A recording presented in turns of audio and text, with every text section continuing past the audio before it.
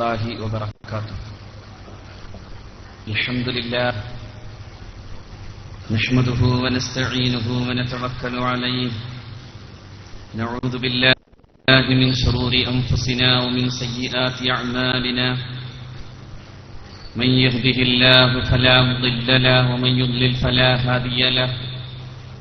نشهد أن لا إله إلا الله وحده لا شريك له، ونشهد أن سيدنا ونبينا محمدا عبده ورسوله أرسله بالهدى ودين الحق ليظهره على الدين كله ولو كره المشركون. أعوذ بالله من الشيطان الرجيم. إنما يعمر مساجد الله من آمن بالله واليوم الآخر وأقام الصلاة وآتى الزكاة ولم يخش إلا الله فعسى أولئك أن يكونوا من المهتدين. صدق الله مولانا العلي العظيم. اللهم صل على رسولك سيدنا محمد وعلى آله وأصحابه أجمعين. അഭിയന്തരായ വേദിയിലെ എൻ്റെ സ്നേഹധന്യനായ സുഹൃത്ത് അബൂബക്കർ യമാനി, വേദിയിൽ ഉപവിഷ്ടരായ മഹലിന്റെ ഭാരവാഹികൾ, സഹോദരന്മാർ,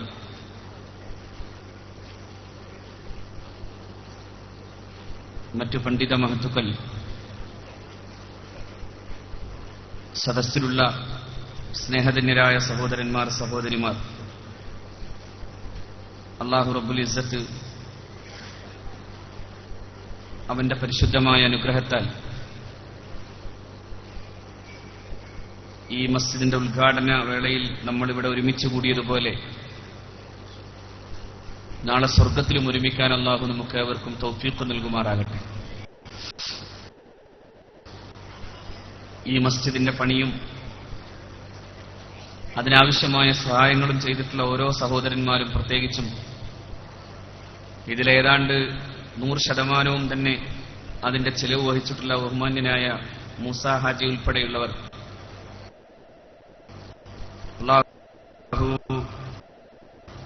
ഒക്കെയും ഉൾപ്പെടുത്തുമാറാകട്ടെ. ഹൃദ്യവും മനോഹരവുമായ ഒരു പള്ളിയാണ് ഇവിടെ ഉദ്ഘാടനം ചെയ്യപ്പെട്ടത്. അതിന്റെ ഉള്ളും അതിന്റെ പുറമേയും രണ്ടും ഒരുപോലെ തന്നെ മനോഹരമാവുകയും അതിന്റെ ഉള്ളിൽ അല്ലാഹുവിനെ പേടിക്കുന്ന മുത്തഖീങ്ങളായ മനുഷ്യർ സുജൂദ് ചെയ്തുകൊണ്ട് അതിനെ ധന്യമാക്കുകയും ചെയ്യാനാണ് ഈ മസ്ജിദ് ഉണ്ടാക്കിയത്. അതിന്റെ ഉദ്ദേശ ലക്ഷ്യം അതുതന്നെയാണ്. ആ അർത്ഥത്തിൽ അത് പൂർത്തിയാകാനും അതിന്റെ എല്ലാ നിലക്കുമുള്ള ബഹുമാനവും ആദരവും നൽകപ്പെട്ട വിധം ഈ പള്ളിയുടെ നിരന്തരമായ പ്രവർത്തനങ്ങൾക്ക് അല്ലാഹു റബ്ബുൽ ഇസ്സത്ത് നമുക്ക് തൗഫീഖ് തരുമാറാകട്ടെ. പള്ളി പണിയുക എന്നത് എളുപ്പമാണെന്നതോടൊപ്പം തന്നെ അതിനതിൻ്റെതായ പ്രകാശം നിലനിൽക്കണം, അതിന്റെ വെളിച്ചമുണ്ടാകണം. അല്ലാഹു നൂറുസ്സമാവാതി വൽ അർള് എന്ന ആയത്ത് അവസാനിക്കുമ്പോൾ പടച്ച റബ്ബ് പിന്നെ തുടങ്ങുന്നത് ഫീ ബുയൂത്തിൻ എന്ന് പറഞ്ഞിട്ടാണ്. ചില പള്ളികളിലാണ് അല്ലാഹു റബ്ബുൽ ഇസ്സത്ത് അവന്റെ വെളിച്ചത്തെ കേന്ദ്രമാക്കിയിട്ടുള്ളത്. അല്ലാഹുവിന്റെ വെളിച്ചം, ആ വെളിച്ചത്തിന്റെ ഏറ്റവും പ്രധാനപ്പെട്ട പ്രഭവകേന്ദ്രമായി നിൽക്കുന്നത് മസ്ജിദുകളാണ്. അവിടെയുള്ള മനുഷ്യരുടെ ഹൃദയങ്ങളിലേക്കാണ് ആ വെളിച്ചം ചെല്ലേണ്ടത്. അങ്ങനെ അല്ലാഹു റബ്ബുൽ ഇസ്സത്തുമായി നിരന്തരം ബന്ധപ്പെടുന്ന വിധത്തിലേക്ക് അതെത്തുകയും വേണം. 7 പേരെ അഷ്റഫുൽ ഖൽഖ് സ്വല്ലല്ലാഹു അലൈഹി വസല്ലമ തങ്ങൾ പറഞ്ഞു തന്നു. ആ 7 പേരുടെ കൂട്ടത്തിൽ അല്ലാഹുവിന്റെ പ്രവാചകർ സ്വല്ലല്ലാഹു അലൈഹി വസല്ലമ തങ്ങൾ പറഞ്ഞു തന്നത് റജുലുൻ മുഅല്ലഖുൻ ഖൽബുഹു ബിൽ മസാജിദ് എന്നാണ്. ഒരു മനുഷ്യനാണ്, അവന്റെ ഹൃദയം അത് പള്ളിയുമായി ബന്ധിതമാണ്. പള്ളിയിൽ നിന്ന് അയാളെ പറിച്ചു മാറ്റാൻ സാധിക്കാത്ത വിധം പള്ളിയുമായി അയാൾ ബന്ധിതമാണ്, അവന്റെ ഹൃദയം ബന്ധിതമാണ്. പള്ളിയോടാണ് അവന്റെ ബന്ധം. നമസ്കരിച്ചു, കാര്യങ്ങൾ കഴിഞ്ഞ് പുറത്തു കടന്നാലും പള്ളിയിലേക്ക് എത്തിച്ചേരണമെന്നാണ് അവന്റെ ആഗ്രഹം. അവനിങ്ങനെ ഒരർത്ഥത്തിൽ പറഞ്ഞാൽ മത്സ്യത്തെ പുറത്തിട്ടാൽ എന്തായിരിക്കുമോ അതുപോലെ വീണ്ടും തിരിച്ചു പോകാൻ ആഗ്രഹിക്കുന്നത് പോലെ പള്ളിയിലേക്ക് എത്തുന്ന മനുഷ്യനാകുന്നു അവന് അള്ളാഹുവിന്റെ അർശിന്റെ തണലുണ്ടാകുമെന്ന് അഷ്റഫുൽ ഖൽഖ് മുഹമ്മദ് റസൂലുള്ളാഹി സ്വല്ലല്ലാഹു അലൈഹി വസല്ലം. പള്ളിയുമായി ഉണ്ടാകുന്ന അങ്ങനൊരു ബന്ധമുണ്ട്. ഖൽബുൻ മുഅല്ലഖുൻ ഖൽബുഹു, അവന്റെ ഹൃദയം അങ്ങനെ ബന്ധിക്കപ്പെട്ടിരിക്കുന്നു പള്ളിയോട്. അവന്റെ ഹൃദയത്തിൽ എപ്പോഴും പള്ളിയോടുള്ള ബന്ധവും സ്നേഹവും ഉണ്ടാകണം. ചില ആളുകളുണ്ട്, അള്ളാഹുവിന്റെ റസൂൽ സല്ലല്ലാഹു അലൈഹി വസല്ലമ തങ്ങൾ പറഞ്ഞു, കെട്ടിയിട്ട പക്ഷിയെ പോലെയാണ്. പള്ളിയിലിരുന്നാൽ അവർക്കുള്ളൊരു പ്രത്യേകത എങ്ങനെയെങ്കിലും ഒന്ന് കഴിഞ്ഞു കിട്ടിയെങ്കിൽ എന്ന് ചിന്തിക്കുന്നവരാണ്. എന്താ ഇത്ര നേരം മുസ്ലിയാര് സലാം വിട്ടാൻ വൈകുന്നത് എന്നാലോചിക്കുന്നവരാണ്. എങ്ങനെയെങ്കിലും ഒന്ന് പുറത്തു കടക്കണമെന്നാലോചിക്കുന്ന അത്തരം കൂട്ടരെ അള്ളാഹുവിന്റെ പ്രവാചകർ സല്ലല്ലാഹു അലൈഹി വസല്ലം കപടവിശ്വാസികളുടെ ലക്ഷണത്തിൽ, കപടവിശ്വാസികളുടെ കൂട്ടത്തിലാണ് ഹബീബായ റസൂൽ സല്ലല്ലാഹു അലൈഹി വസല്ലം പെടുത്തിയത്. അതേസമയം ഈ മനുഷ്യന്റെ പ്രത്യേകത എന്താ? അയാൾ ഈ പള്ളിയുമായി നിരന്തരം ബന്ധപ്പെട്ട് പള്ളിയുടെ കാര്യങ്ങളിൽ മുഴുവനും ശ്രദ്ധിച്ചു ജീവിക്കുന്നയാളാണ്. അങ്ങനെയുള്ള ആളുകളുടെ ഒരു പ്രത്യേകത അള്ളാഹുവിന്റെ പ്രവാചകർ സല്ലല്ലാഹു അലൈഹി വസല്ലമ തങ്ങൾ മറ്റൊരു ഹദീസിൽ, ഒരു ഖുദ്സിയായ ഹദീസിൽ ഇങ്ങനെ കാണാം. അള്ളാഹു പറയുന്നതായി അഷ്റഫുൽ ഖൽഖ് സല്ലല്ലാഹു അലൈഹി വസല്ലമ തങ്ങൾ പറയുന്നു, ഇന്നി ലഅഹുമ്മു അലാ അഹ്ലിൽ അർളി അദാബൻ, ഭൂമിയിലേക്ക് അദാബ് അവതരിപ്പിക്കാൻ ഞാൻ ആഗ്രഹിച്ചു, ഭൂമിയിൽ അദാബ് കൊണ്ടുവരാൻ.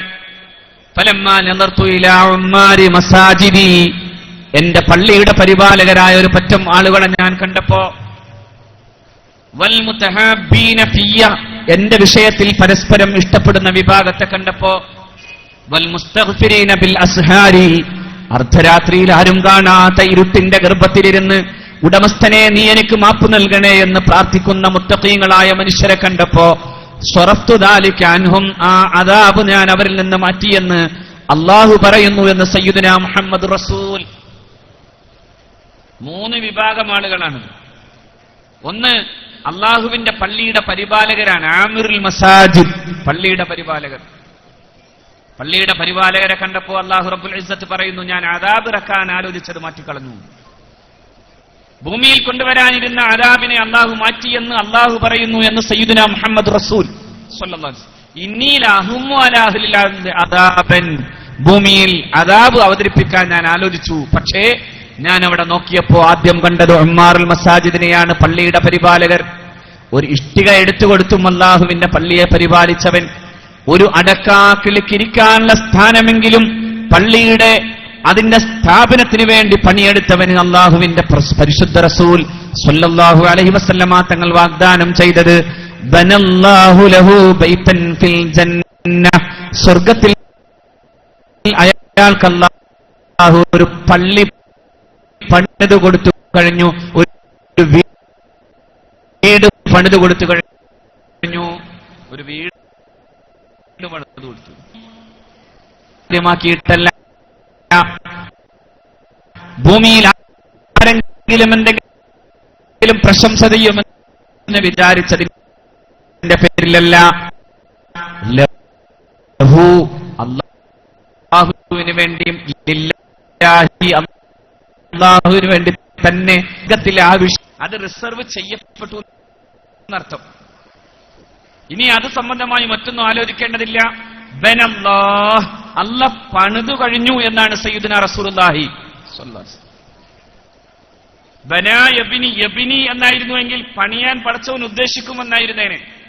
അങ്ങനെയല്ല, ബനല്ലാഹ്, അല്ലാഹ് പണിതു കഴിഞ്ഞു, ഉറപ്പിച്ചു.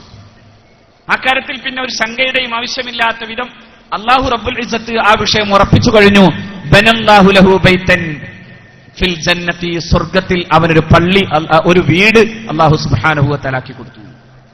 അവിടെ ഒരു ഇരിപ്പിടം അല്ലാഹു ഉറപ്പിച്ചു കഴിഞ്ഞു. അല്ലാഹു കൂട്ടത്തിൽ നമ്മളെ പെടുത്തട്ടെ. ബഹുമാന്യനായ ഇതിന്റെ ഈ പള്ളിപണിയുമായി ബന്ധപ്പെട്ട് ഇതിനു വേണ്ടി ഓടി നടന്ന എല്ലാവരും, അതോടൊപ്പം തന്നെ അതിന്റെ സമ്പത്ത് ചെലവഴിച്ചിട്ടവർക്കും അല്ലാഹു അങ്ങനെ പള്ളി തരുമാറാകട്ടെ. ഒരു അടക്കാക്കിളിക്ക് ഇരിക്കാനുള്ള സ്ഥാനം കൊടുത്താൽ പോരെ എന്ന് പറഞ്ഞാൽ, ഒരു അടക്കാക്കിളിക്ക് ഇരിക്കാൻ പറ്റുന്ന സ്ഥലം അള്ളാഹുവിന്റെ പള്ളിക്ക് വേണ്ടി, ആ പള്ളി നിർമ്മാണത്തിന് വേണ്ടി ചെലവ് ചെയ്തവന് അള്ളാഹു നാളെ പള്ളി വീട് പണിത് കൊടുത്തു എന്നാണ് സയ്യിദുനാ റസൂലുള്ളാഹി. അവിടെ ബൈത്തായി. അത്രമേൽ വലിപ്പമുണ്ട് ആ സ്ഥലം. അതിന്റെ പരിപാടിയുമായി ബന്ധപ്പെടുന്നവർക്ക് അത്തരത്തിലുള്ള വലിപ്പം അല്ലാഹു സുബ്ഹാനഹു വ തആല പറയുന്നു. ഖുർആൻ തന്നെ പറയുന്നു, ആരാവർ ഇന്നമായ ഉമറു മസാജിദല്ലാഹ്, അല്ലാഹുവിന്റെ പള്ളിയുടെ പരിപാലനം ചെയ്യുന്നവൻ. ആരാവർ? മൻ ആമന ബില്ലാഹി, അള്ളാഹുവിൽ വിശ്വസിച്ചവർക്ക് മാത്രമേ പള്ളി പരിപാലനം ഏറ്റെടുക്കാൻ പറ്റൂ. പള്ളിയുടെ പരിപാലകൻ ആരാകണം എന്നതല്ല, ആരാകും അവൻ? മൻ ആമന ബില്ലാഹി, അള്ളാഹുവിൽ വിശ്വസിക്കുന്നവരാകും. വ അഖാമസ് സ്വലാഹ്, നമസ്കാരം നിലനിർത്തുന്നവരാകും. വ ആതസ് സക്കാത്ത് കൊടുത്തു വിട്ടുകയും ചെയ്യുന്നവരാകും. അഖാമസ് സ്വലാഹ് എന്ന് പറഞ്ഞാൽ അതിന്റെ അർത്ഥം തോന്നുമ്പോൾ നിസ്കരിക്കാന്നല്ല. ഇഖാമത്തുസ് സ്വലാത്ത് മഹാന്മാരായ മുഫസ്സിരീങ്ങൾ വിശദീകരിക്കുന്നത് വല്ലപ്പോഴും നിസ്കരിക്കല്ല, നിസ്കാരം നിലനിർത്തിയവനാണ്. അഖാമസ് സ്വലാ, നമസ്കാരം നിലനിർത്തിയവനാണ്. വ ആതസ് സക്കാത്ത, സക്കാത്തിനെ കൊടുത്തുവിട്ടിയവനാണ്. വലം യഖ്ശ ഇല്ലല്ലാഹ്, അല്ലാഹു അല്ലാത്ത മറ്റൊന്നിനെയും പേടിക്കാത്തവനാണ്. പടച്ചവനല്ലാതെ അവന് വേറെ ആരെയും പേടിയില്ല. വലം യഖ്ശ ഇല്ലല്ലാഹ്, അല്ലാഹു പറയുന്നു ഫഅസാ ഉലൈക അൻ യകൂനു മിനൽ മുഹ്തദീൻ, അവർ മുഹ്തദീങ്ങൾ തന്നെ, അവർ മുഹ്തദീങ്ങളാണ്. അവരങ്ങനെ ആകും ആയേക്കും എന്നൊക്കെ പറയുന്നിടത്ത് തന്നെ ഈ മുഫസ്സിരീങ്ങൾ വിശദീകരിച്ചു പറഞ്ഞു, ആയേക്കല്ല, ഉറപ്പിക്കലാണ്.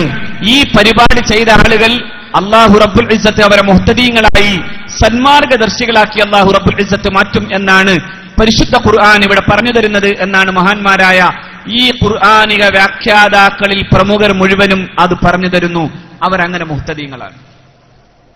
അതായത് അള്ളാഹുവിന്റെ പള്ളിയുടെ പരിപാലനം എന്നത് വലിയ പണിയാണ്. അത് ചെയ്താൽ കിട്ടുന്ന കൂലി വലുതാണ്. അതിൽ ഏത് ചെറുതും വലുതുമായ എല്ലാ പണിയും. ആമിറുൽ മസാജിദ് എന്ന് പറഞ്ഞാൽ അതിനർത്ഥം പള്ളി പണിയുന്നവരെന്ന് മാത്രമല്ല, പള്ളിയുടെ പരിപാലനം ഏറ്റെടുത്തവൻ, പള്ളിയിൽ ദീൻ നടപ്പിലാക്കുന്നവൻ, പള്ളിയുടെ നമസ്കാരാദി കാര്യങ്ങളുടെ നേതൃത്വം കൊടുക്കുന്നവൻ, പള്ളി നിലനിന്നു കാണണമെന്ന വിധത്തിൽ അതിനുവേണ്ടി പണിയെടുക്കുന്നവർ എല്ലാം ഈ ഉമ്മാറുൽ മസാജിദാണ്, പള്ളിയുടെ പരിപാലകരാണ്. അവരെ കണ്ടാൽ അള്ളാഹു അവന്റെ അദാബ് മാറ്റുമെന്ന് പറഞ്ഞാൽ അവർ ഈ നാട്ടിന്റെ വെളിച്ചമാണ്. അള്ളാഹു നിലനിർത്തട്ടെ, നാടിന്റെ വെളിച്ചമാണ്. അവർ മറ്റൊന്നിനും വേണ്ടിയല്ല, ഉടമസ്ഥനായ റബ്ബിന്റെ തൃപ്തിയെ മാത്രം കാംക്ഷിച്ചുകൊണ്ടാണ് പണിയെടുക്കുന്നത്. അവരെ കണ്ടാൽ അള്ളാഹു അവന്റെ അദാബുകൾ മാറ്റിക്കളയുമെന്നാണ് സയ്യിദുനാ റസൂൽ സ്വല്ലല്ലാഹു അലൈഹി വസല്ലം. എന്നാൽ അതിന് തിരിച്ചു മറ്റൊരു കാര്യം കൂടി പറയാം.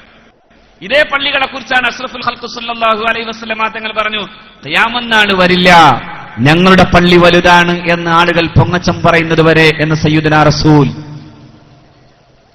ഇങ്ങോട്ട് പറഞ്ഞതുപോലെ തന്നെ ഞാൻ അങ്ങോട്ട് പറയാം. അള്ളാഹുവിന്റെ പള്ളികൾ, അള്ളാഹുവിന് വേണ്ടി നിർമ്മിക്കപ്പെടുന്ന പള്ളികൾ, അതിന് പകരം അള്ളാഹുവിന്റെ റസൂൽ സല്ലല്ലാഹു അലൈഹി വസല്ലം തങ്ങൾ പറഞ്ഞു, ഇന്ന മിൻ അശ്റാത്തി സാഅതി അൻ യതബാഹന്നാസു ബിൽ മസാജിദ്. ഖിയാമത്ത് നാളിന്റെ പ്രത്യേകമായ ലക്ഷണങ്ങളിൽ പ്രധാനപ്പെട്ട ഒരു ലക്ഷണമാണ് ജനങ്ങൾ പള്ളികളുടെ പേരിൽ വലിപ്പം പറയുമെന്ന് വിലയുണ്ട്. ഇത്രയേൽ വലിപ്പമുള്ള പള്ളിയാണ്, ഇത്രമേൽ വലിയ 2 ഗോപുരങ്ങളുണ്ട്, ഇത്രമേൽ വലിയ പ്രകാശങ്ങളുണ്ട്, അങ്ങനെ ആലക്തിക ദീപങ്ങളാൽ അലങ്കൃതമായി നിൽക്കുന്ന പള്ളിയാണ് ഞങ്ങളുടെ പള്ളി എന്ന് ജനങ്ങൾ വലിപ്പം പറയുന്ന പള്ളികൾ വരുന്ന കാലം വരെയും ഖിയാമത്ത് നാൾ വരില്ലെന്ന് സയ്യിദുനാ റസൂൽ. അത് ഖിയാമത്ത് നാളിന്റെ അടയാളമാണ്. അപ്പൊ വെറുതെ പള്ളി ഉണ്ടായാൽ പോരാ, പള്ളിയുടെ ഉള്ളു നന്നാവണം, പള്ളിയുടെ ഉള്ളു നന്നാവണം. അതുകൊണ്ടാണ് അള്ളാഹുവിന്റെ റസൂൽ സല്ലല്ലാഹു അലൈഹി വസല്ലം തങ്ങൾ പറഞ്ഞു, ഓരോ അടയാളവും പറഞ്ഞ് അള്ളാഹുവിന്റെ പ്രവാചകൻ ഇങ്ങനെ പറഞ്ഞു, മസാജിദുഹും ആമിറ, അവരുടെ പള്ളികൾ ഗനഗംഭീരങ്ങളായിരിക്കും, അവരുടെ പള്ളികൾ കോട്ടക്കൊത്തളങ്ങളായിരിക്കും, അവരുടെ പള്ളികൾ മനോഹരമായിരിക്കും, അലങ്കൃതമായിരിക്കും. പക്ഷേ ഫഹിയ ഖറാബും മിനൽ ഹുദ, അവിടെ വെളിച്ചം എന്നതില്ലാതെ പോകുമെന്ന് സയ്യിദുനാ റസൂൽ. അവിടെ ഈമാനിന്റെ വെളിച്ചമുണ്ടാകില്ല, നമസ്കാരങ്ങൾ നിലനിന്നുകൊള്ളണമെന്നില്ല, അവിടെ അള്ളാഹുവിന്റെ പരിശുദ്ധമായ നാമത്തെ കീർത്തിക്കപ്പെടണമെന്നില്ല, റബ്ബിന്റെ നാമധേയത്തെ കുറിച്ച് പറയപ്പെടണമെന്നില്ല. അങ്ങനെയുള്ള പള്ളികളുണ്ടാകും. ഫഹിയ ഖറാബും മിനൽ ഹുദ, ഹുദയില്ലാതെ പോകും, വെളിച്ചമില്ലാതെ പോകും. ഹുദ, ഏത് ഹുദ? സന്മാർഗത്തിന്റെ ദീപമില്ലാതെ പോകും. വേറെല്ലാ വെളിച്ചവും അള്ളാഹുവിന്റെ മുമ്പിൽ ഇരുട്ടാണ്. ഒറ്റ വെളിച്ചത്തിനെ വെളിച്ചുള്ളൂ, ഹൃദയത്തിന്റെ വെളിച്ചത്തിന്. ഹൃദയത്തിലുണ്ടാകേണ്ട വെളിച്ചം അത് ഈ ഹിദായത്തിന്റെ വെളിച്ചമായി നമ്മുടെ പള്ളിയിൽ ഉണ്ടാകുമ്പോൾ മാത്രമാണ് അള്ളാഹു റബ്ബുൽ ഇസ്സത്ത് ആ പള്ളി വെളിച്ചമുള്ള പള്ളിയാണെന്ന് പറയും. നമ്മൾ എത്ര അലങ്കരിച്ചാലും, അലങ്കരിക്കണം, പക്ഷേ ആ അലങ്കാരത്തെക്കാൾ വലിയ അലങ്കാരം ഹൃദയത്തിന്റെ അലങ്കാരമാണ്. അതാണ് സയ്യിദുനാ റസൂൽ സല്ലല്ലാഹു അലൈഹി വസല്ലം പറഞ്ഞത്, ഫഹിയ ഖറാബും മിനൽ ഹുദാ, ആ പള്ളികൾക്കൊന്നും ഹുദയില്ലാതെ പോകും എന്ന് സയ്യിദുനാ റസൂൽ. പള്ളികൾ ഒരു തരം കോംപ്ലക്സുകളായി മാറും എന്നാണ്, ഒരുതരം കോംപ്ലക്സുകളായി മാറും. പണ്ഡിറ്റ് ജവഹർലാൽ മനോഹരമായി ഇതുപോലൊരു ഒരു മനോഹരമായ ഒരു വാക്ക് പറയുന്നുണ്ട്. Thousands of temples and mosques and cathedrals continue to be built, but they lack the spirit that made them live in the Middle Ages.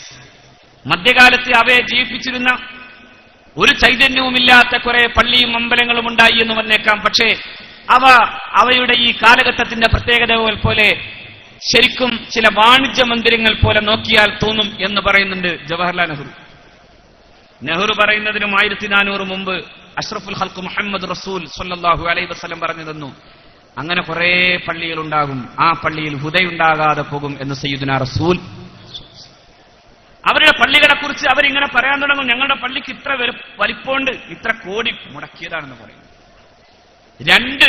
രണ്ട് രീതിയിൽ അള്ളാഹുവിന്റെ പ്രവാചകർ സല്ലല്ലാഹു അലൈഹി വസല്ലം തങ്ങൾ പറഞ്ഞു. അശ്റാത്തു സഅത്തിന്റെ പ്രത്യേകതകൾ അള്ളാഹുവിന്റെ റസൂൽ എണ്ണിയപ്പോ പറഞ്ഞു. ഒന്ന്, സ്വന്തം വീടുകളുടെ വലിപ്പം പറഞ്ഞ് അഹങ്കരിക്കുന്ന ആളുകൾ ജീവിക്കുന്ന കാലം വരും. മറ്റൊന്ന്, സ്വന്തം പള്ളിയുടെ വലിപ്പം പറഞ്ഞ് ജീവിക്കുന്ന ആളുകൾ ഉണ്ടാകും എന്ന് സയ്യിദുനാ റസൂൽ. ആലോചിച്ച് നോക്കിയേ, എവിടെ എത്തിയിട്ട് നമ്മൾ. അള്ളാഹു ഈ പള്ളിയുടെ പരിപാലനത്തിന് അള്ളാഹു തൗഫീഖും ഈ പരിപാലനത്തിന് വേണ്ടി മെനക്കെട്ട സമ്പത്ത് ചെലവഴിച്ച സഹോദരനും ഉൾപ്പെടെ നമുക്കൊക്കെയും അള്ളാഹു സ്വർഗവും നൽകുമാറാകട്ടെ. പക്ഷേ അങ്ങനൊരു സംഭവം അല്ലാഹുവിന്റെ റസൂൽ സല്ലല്ലാഹു അലൈഹി വസല്ലം പറയുന്നുണ്ട്. അവർ പള്ളികളും അതുപോലെ തന്നെ സ്വന്തം വീടുകളും വലുതാക്കിയിട്ട് അതിന്റെ മേൽ പൊങ്ങച്ചം പറയുന്ന കാലം വരാനുണ്ട് എന്ന് അഷ്റഫുൽ ഖൽഖ് മുഹമ്മദ് റസൂലുള്ളാഹി ഒക്കെ വന്നു കഴിഞ്ഞു എന്നുള്ളതാണ്. പുണ്യനബി പറഞ്ഞ ഓരോന്നും വന്നു, ഓരോന്നും. അശ്റാത്തു സഅത്തെ റസൂൽ പറഞ്ഞു തന്നിട്ടുള്ളൂ. ഇപ്പൊ ഖിയാമനാൾ എന്ന് ഡേറ്റ് പറഞ്ഞിട്ടില്ല. പക്ഷെ ഡേറ്റ് പറയാതെ അള്ളാഹുവിന്റെ റസൂൽ സ്വല്ലല്ലാഹു അലൈഹി വസല്ലമ തങ്ങൾ പറഞ്ഞത് മുഴുവനും സംഭവിക്കുകയാണ്. ഒരിക്കലുണ്ട് അള്ളാഹുവിന്റെ പ്രവാചകർ സ്വല്ലല്ലാഹു അലൈഹി വസല്ലമ തങ്ങളോട് ചോദിക്കുന്നു, നബിയെ മത്ത സഅത്തു യാ റസൂലല്ലാഹ്, എപ്പോഴാ ഖിയാമനാൾ? നബി തിരുമേനി സ്വല്ലല്ലാഹു അലൈഹി വസല്ലം പറഞ്ഞു, ഖിയാമനാൾ എപ്പോഴാണെന്ന് പറയാൻ ഞാനില്ല, പക്ഷേ അതിലെ ചില അടയാളങ്ങൾ പറയാമെന്ന് പറഞ്ഞു അള്ളാഹുവിന്റെ റസൂൽ സ്വല്ലല്ലാഹു അലൈഹി വസല്ലം. എന്നിട്ട് അള്ളാഹുവിന്റെ പ്രവാചകർ സ്വല്ലല്ലാഹു അലൈഹി വസല്ലമ തങ്ങൾ പറഞ്ഞു, വമിൻ അശ്റാത്തിസ് സാഅ, ഖിയാമനാളിന്റെ ലക്ഷണങ്ങളിൽ പ്രധാനപ്പെട്ടതാണ് ഈ സമയം ഇങ്ങനെ അടുത്തടുത്ത് വരുമെന്ന് സയ്യിദുനാ റസൂൽ. സമയം അടുത്തു വരും. സമയം അടുത്തു വരും എന്ന് പറഞ്ഞാൽ നമുക്കിപ്പോ ഇന്ന് നേരം വെളുത്ത് ഇവിടെ വരെ ആകുന്നതിന്റെ സമയം അടുത്തിരിക്കുന്നു എന്നതിനോടൊപ്പം തന്നെ സമയമെന്നതിൽ അല്ലാഹു റബ്ബുൽ ഇസ്സത്ത് ചെയ്തിട്ടുള്ള ഒരു പ്രത്യേകത എന്താ? 1 മണിക്കൂർ കൊണ്ട് ഇന്ന് ലോകത്ത് എവിടെ എത്താം നമുക്ക്? ഇനിയും അത് ബൈപ്പാസ് ചെയ്ത് സമയത്തെ ആധുനിക ശാസ്ത്രം വീണ്ടും ചുരുക്കി കൊണ്ടുവന്ന് ഇൻഷാ അല്ലാഹ് ആ ആധുനിക ശാസ്ത്രം പറഞ്ഞു തരുന്ന പ്രകാരമാണെങ്കിൽ മിക്കവാറും അരമണിക്കൂർ കൊണ്ടൊക്കെ നമുക്ക് വിദേശത്തൊക്കെ പോയി തിരിച്ചു വരാൻ സാധിക്കും. അങ്ങനൊരു കാലം വരാം. സമയത്തെ ടൈമിനെ ബൈപ്പാസ് ചെയ്യാൻ ആലോചിക്കുകയാണ് ആധുനിക ശാസ്ത്രം. അഷ്റഫുൽ ഖൽഖ് സല്ലല്ലാഹു അലൈഹി വസല്ലം പറയുന്നു, തഖാറുബുസ് സാഅ, ഈ സമയം അടുത്തടുത്ത് വരും എന്ന് മുഹമ്മദ് നബി സല്ലല്ലാഹു അലൈഹി വസല്ലം. രണ്ടാമത് അല്ലാഹുവിന്റെ റസൂൽ സല്ലല്ലാഹു അലൈഹി വസല്ലം പിന്നെ പറഞ്ഞു, തഖാറുബുൽ അസ്വാഖ്, ചന്തകളും അടുത്തു വരുമെന്ന് സയ്യിദുനാ റസൂലുള്ളാഹി സ്വല്ലല്ലാഹു അലൈഹി വസല്ലം. അപ്പോ നബി തിരുമേനിയുടെ സ്വഹാബത്ത് ചോദിച്ചു, വമാ തഖാറുബുൽ അസ്വാഖ് യാ റസൂലല്ലാഹ്. ശരിക്കും കേൾക്കണം, വമാ തഖാറുബുൽ അസ്വാഖ് യാ റസൂലല്ലാഹ്, എന്താ നബിയെ ഈ ചന്തകൾ അടുത്തു വരിക എന്ന് പറഞ്ഞാൽ? ചന്ത അടുത്തു വരാന്ന് പറഞ്ഞാൽ, ചന്തകൾ അടുത്തു വരാന്ന് വെച്ചാൽ ആ പ്രയോഗം തന്നെ ഒരു രസാണ്. ഒന്നൊന്നിനോട് ചങ്ങല കെട്ടി വരുന്നതിനാണ് തഫാഉൽ എന്ന് പറയുന്ന ബാബ് വരിക, അല്ലെ? ഒന്നൊന്നിനോട് പരസ്പരം പൂരിപ്പിച്ച് പോകുമ്പോഴാണ് തഫാഉൽ വരിക. അല്ലാഹുവിന്റെ റസൂൽ പറയുന്നു, തഫാഉൽ തഖാറുബ്, അടുത്തടുത്ത് വരും. അത് കേട്ടപ്പോ സയ്യിദുനാ റസൂലിനോട് സ്വല്ലല്ലാഹു അലൈഹി വസല്ലം സ്വഹാബത്ത് ചോദിക്കാണ്, വമാ തഖാറുബുൽ അസ്വാഖ് യാ റസൂലല്ലാഹ്, എന്താ ഈ ചന്ത അടുത്തു വരാന്ന് വെച്ചാൽ? ഉഖാല ചന്തയും മദീനയിലെ ബദർ ചന്തയും പിന്നെ സിറിയയിലെ ചന്തകളും എല്ലാം അടുത്തിങ്ങനെ വരും എന്ന് പറഞ്ഞാൽ അതെങ്ങനെയാ മനസ്സിലാവുക?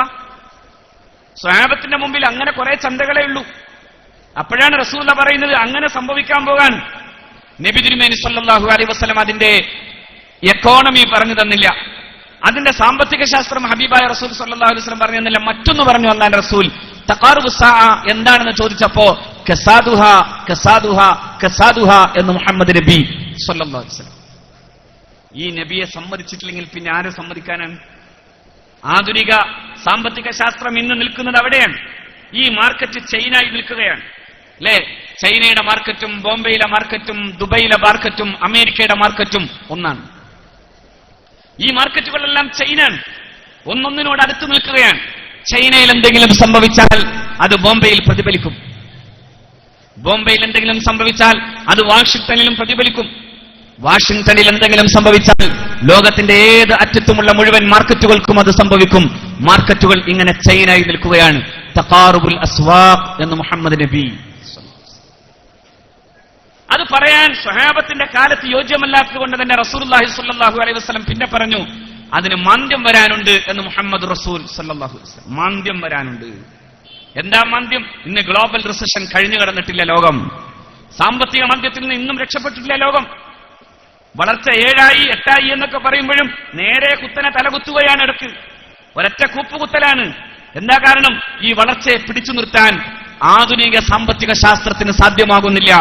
കഴിഞ്ഞ നിലയിൽ അമേരിക്കയിലുണ്ടായ ബാങ്കുകൾ അതിന് പിന്നെ ഹൈഡ്രജൻ ബോംബ് വിട്ട് പൊട്ടുന്നത് പോലെ പൊട്ടിയപ്പോ ഇന്ത്യയിൽ അതിന്റെ അനുരണനമുണ്ടായപ്പോ ഇന്ത്യയുടെ പ്രധാനമന്ത്രിയായിരുന്ന മൻമോഹൻ സിംഗ് പറഞ്ഞു, ഈ സാമ്പത്തിക ശാസ്ത്രം പൊളിച്ചു പണിയേണ്ടിയിരിക്കുന്നു, നമുക്ക് മാറ്റം വേണം, ഇസ്ലാമിക സാമ്പത്തിക ശാസ്ത്രത്തെ കുറിച്ച് ആലോചിക്കേണ്ടതുണ്ട് എന്നായിരുന്നു ലോകം കണ്ട പ്രഗത്ഭനായ സാമ്പത്തിക ശാസ്ത്രകാരൻ കൂടിയായ ഡോക്ടർ മൻമോഹൻ സിംഗ്.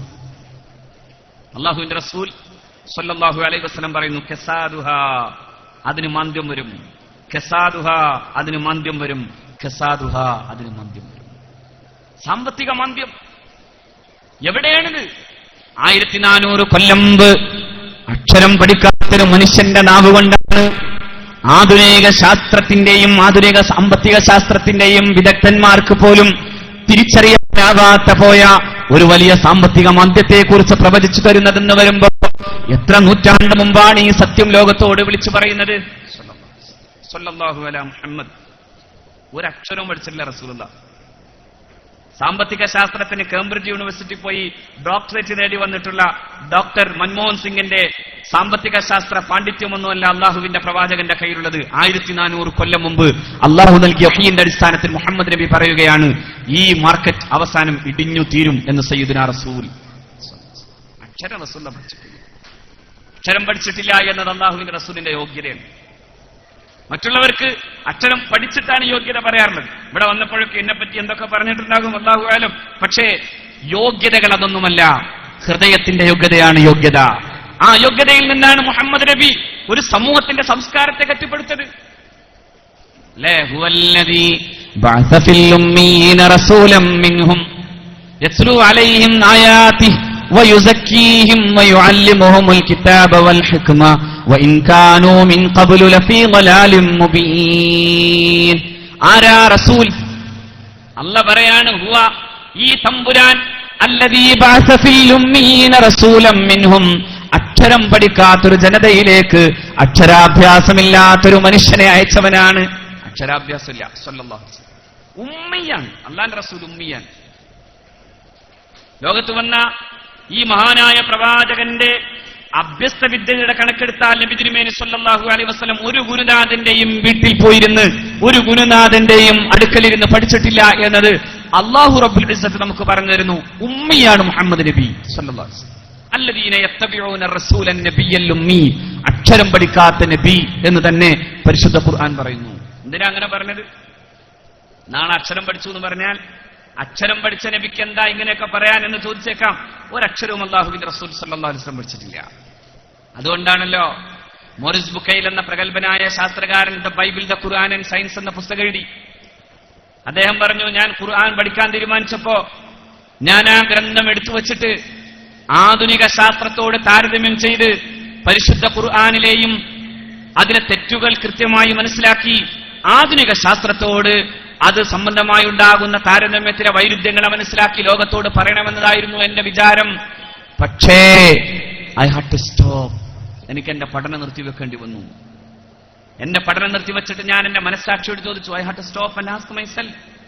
ഞാൻ എന്റെ പഠനം നിർത്തിവെച്ചിട്ട് എന്റെ മനസ്സാക്ഷിയോട് ചോദിച്ചു, if a man was the author of Quran, how could he have written facts in the 7th century AD? അക്ഷരം പഠിക്കാത്തൊരു മനുഷ്യൻ ഇമ്മാതിരി വർത്തമാനം പറഞ്ഞത് എങ്ങനെ? മഹാത്ഭുതാണല്ലോ. How could a man from being illiterate, അക്ഷരമറിയില്ലാത്ത നബി, സല്ലല്ലാഹു അലൈഹി വസല്ലം. കുറച്ച് ഇങ്ങോട്ട് കൂടിയിരുന്നൂടെ? ഇങ്ങോട്ടൊന്നുകൂടി കൂടിയിരുന്നൂടെ? ഇന്നത്തെ ആദ്യ ദിവസമായതുകൊണ്ട് കൂടുതൽ പ്രസംഗിക്കണമെന്നില്ല, കുറച്ച് പ്രസംഗിച്ച് വേഗം പോവാ.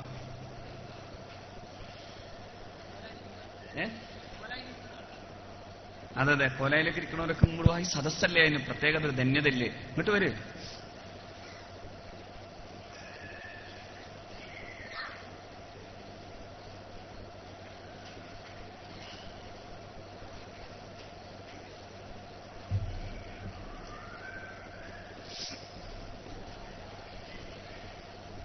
അക്ഷരം പഠിച്ചിട്ടില്ല അല്ലാഹുവിന്റെ റസൂൽ സ്വല്ലല്ലാഹു അലൈഹി വസല്ലം. അത് പറയാണ് Maurice Bucaille, how could a man from being illiterate become the most important author. അക്ഷരം പഠിക്കാത്തൊരു മനുഷ്യൻ എങ്ങനെയാണ് ഇത്രമേൽ വലിയൊരു ഗ്രന്ഥത്തിന്റെ രചയിതാവായത്? ഇത് മുഹമ്മദാണ് എഴുതിയതെന്നെങ്ങാനും ആരെങ്കിലും പറഞ്ഞാൽ ഇറ്റ് ഈസ് ക്വൈറ്റ് അൺഡിനബിൾ. തീർത്തും ഇത് വാസ്തവവിരുദ്ധമാണ്. ഈ മഹാനായ പ്രവാചകൻ എഴുതിയതല്ല ഇത് അല്ലാഹുവിന്റെ വചനമാണെന്ന് സമ്മതിക്കേണ്ടി വന്ന മോറിസ് ബുക്കൈലിന് അശ്ഹദു അല്ലാ ഇലാഹ ഇല്ലല്ലാഹ് വ അശ്ഹദു അന്ന മുഹമ്മദർ റസൂലുള്ളാഹ് എന്ന് പറയേണ്ടി വന്നു. ഈ 20-ാം നൂറ്റാണ്ടിന്റെ പിന്നെ അതിന്റെ പകുതിയിൽ വെച്ച് ഈ ഇത്തരത്തിലുള്ള ഒരു വലിയ പുസ്തകം എഴുതിയ പ്രഗത്ഭനായ ശാസ്ത്രകാരന്, വലിയ ഡോക്ടറാണ് അയാൾ, ഒരു മെഡിക്കൽ ഡോക്ടറാണ്. അദ്ദേഹമാണ് the Bible, the Quran and science. ആ പുസ്തകത്തിന്റെ തുടക്കത്തിൽ അദ്ദേഹം സമ്മതിച്ചിട്ട് പറഞ്ഞു, ഇത് മനുഷ്യൻ എഴുതിയതല്ല, ഇത് മനുഷ്യനൊട്ട് സാധ്യമല്ല. മനുഷ്യൻ എഴുതുകയാണെങ്കിൽ സമ്മതിച്ചേണ്ടി തരേണ്ടത് അക്ഷരം പഠിക്കാത്തൊരു മനുഷ്യൻ എങ്ങനെ ഈ മഹാസത്യങ്ങൾ വിളിച്ചു പറഞ്ഞു? How could a man from being literate become the most important author. അക്ഷരം അറിയാത്തൊരു മനുഷ്യൻ എങ്ങനെ ഇത്രമേൽ വലിയ ആളായി? അതെ, ഞാൻ പറഞ്ഞു വന്നത് ഇതെല്ലാം അല്ലാഹുവിന്റെ റസൂൽ സല്ലല്ലാഹു അലൈഹി വസല്ലം തങ്ങൾ പറഞ്ഞു തന്നു. എന്തിനാ ഇതൊക്കെ? ഇതെല്ലാം ഉള്ളു വെളിച്ചമാകേണ്ട പള്ളിക്ക് വേണ്ടിയാണ് ഞാൻ പറഞ്ഞു വന്നത്. ഹൃദയം വെളിച്ചമുണ്ടാകുമ്പോൾ മാത്രമേ അല്ലാഹുവിന്റെ പരിശുദ്ധമായ മസ്ജിദുകൾക്കും വെളിച്ചമുണ്ടാകുന്നുള്ളൂ. യഥാർത്ഥത്തിൽ സംസ്കാരമാണ് പ്രധാനം. അവിടെ നിന്നാണ് വിദ്യാഭ്യാസം ഉണ്ടായതും, അവിടെ നിന്നാണ് സംസ്കാരം ഉണ്ടായതും, അവിടെ നിന്നാണ് വലിപ്പമുണ്ടായതും. ഒരക്ഷരവും പഠിക്കാത്ത റസൂലിന്റെ വായിൽ നിന്ന് വന്നത് കേട്ട് പഠിച്ച ഒരു ജനതയാണ് സമൂഹത്തിൽ അത്ഭുതങ്ങൾ സൃഷ്ടിച്ചത്. നമ്മൾ അങ്ങോട്ട് തിരിച്ചു പോകണോ? അങ്ങോട്ട് തിരിച്ചു പോകുമ്പോൾ മാത്രമേ അള്ളാഹുവിന്റെ ഭാഗത്തു നിന്നുള്ള പ്രത്യേകമായ സഹായങ്ങൾ ലഭ്യമാകൂ. നമ്മുടെ വലിപ്പത്തിന്, നമ്മുടെ ഈ വലിപ്പത്തിന് വേണ്ടി ഉണ്ടാക്കപ്പെട്ടതിനേക്കാൾ വലിയ വലിപ്പം സ്വഹാബത്തിന്റെ വലിപ്പം തന്നെയാണ്. നമ്മളിന്ന് വലിപ്പം പറയുന്നത് മക്കയുടെ ടവർ നോക്കിയിട്ടാണെങ്കിൽ, നമ്മളിന്ന് വലിപ്പം പറയുന്നത് ദുബായിൽ ഉയർന്നു നിൽക്കുന്ന ഖലീഫ ടവറുകൾ പോലെയുള്ള വലിയ വലിയ ഗോപുരങ്ങളെ കുറിച്ചാണെങ്കിൽ, മഹാനായ പ്രവാചകന്റെ സ്വഹാബത്തിന് പറയാനുണ്ടായിരുന്നത്, ഞങ്ങൾക്ക് മനുഷ്യത്വം പഠിപ്പിക്കാൻ വേണ്ടി ഒരു മുഹമ്മദ് വന്നിരുന്നു. ഞങ്ങൾ മനുഷ്യർ പോലുമല്ലാതിരുന്ന കാലത്ത് ഞങ്ങൾക്ക് വെളിച്ചം പകരാൻ വന്ന ആ പ്രവാചകനാണ് ഞങ്ങളുടെ അഭിമാനം എന്ന് വിശ്വസിക്കുകയും ആ അഭിമാനത്തെ ഉറക്കെ പ്രഖ്യാപിക്കുകയും ചെയ്തവരായിരുന്നു സ്വഹാബത്ത്. അതായിരുന്നു അവരുടെ വെളിച്ചവും, അതായിരുന്നു അവരുടെ വലിപ്പവും, അതുതന്നെയായിരുന്നു അവരുടെ അഭിമാനവും. അതുകൊണ്ടാണ് അവർ മറ്റെന്തിനേക്കാളും വലുതായി മാറിയത്. അവർ റോമയെ കീഴടക്കുന്നതും അവർ പേർഷ്യയെ കീഴടക്കുന്നതും അവർ ലോകത്തിന്റെ അധികാര സ്ഥാപനങ്ങളിലേക്ക് എത്തിച്ചേരുന്നതിന്റെയും പ്രധാനപ്പെട്ട കാരണം അവർ അഷ്റഫുൽ ഖൽഖ് സ്വല്ലല്ലാഹു അലൈഹി വസല്ലമ തങ്ങളിലും പരിശുദ്ധ ഇസ്ലാമിലും അഭിമാനം കൊണ്ടിരുന്നു. ഇസ്ലാമിൽ അഭിമാനം കൊണ്ടിരുന്നു. സിറിയ സന്ദർശിക്കാമവരാണ്. ലോക ചരിത്രം പോലും അത്ഭുതത്തോടെ നോക്കിക്കണ്ട ഒരു മഹാമനുഷ്യൻ മൈക്കിൾ എച്ച് ഹാർട്ട് എന്ന പ്രഗത്ഭനായ ചരിത്രകാരൻ ദി 100 എന്ന പുസ്തകം എഴുതുമ്പോ പുണ്യനബി സല്ലല്ലാഹു അലൈഹി വസല്ലമ തങ്ങളെ കുറിച്ച് അദ്ദേഹം 1-ാമത്തെ അധ്യായത്തിൽ പറയുന്നുണ്ട്. അള്ളാഹുവിന്റെ പ്രവാചകർ സല്ലല്ലാഹു അലൈഹി വസല്ലമ തങ്ങളെ കുറിച്ച് അദ്ദേഹം പറഞ്ഞത്, he was the only man in history who was supremely successful on both religious and secular level എന്നാണ്. ഈ മനുഷ്യനാണ് മാനവ ചരിത്രത്തിൽ 2 തരത്തിൽ മതപരവും മതേതരപരവുമായ കാര്യങ്ങളിൽ വിജയിച്ചതെന്ന് പറഞ്ഞ് ആ മഹാപ്രവാചകനെ 1-ാം അധ്യായത്തിൽ പെടുത്തിയ അതേ മൈക്കിൾ എച്ച് ഹാർട്ട് 53-ാമത്തെ അധ്യായത്തിൽ എഴുതി, അള്ളാഹുവിന്റെ പ്രവാചകർ സല്ലല്ലാഹു അലൈഹി വസല്ലമ തങ്ങളുടെ പ്രിയപ്പെട്ട ശിഷ്യൻ മഹാനായ സയ്യിദുനാ Umar bin Khattab, the greatest disciple of the prophet.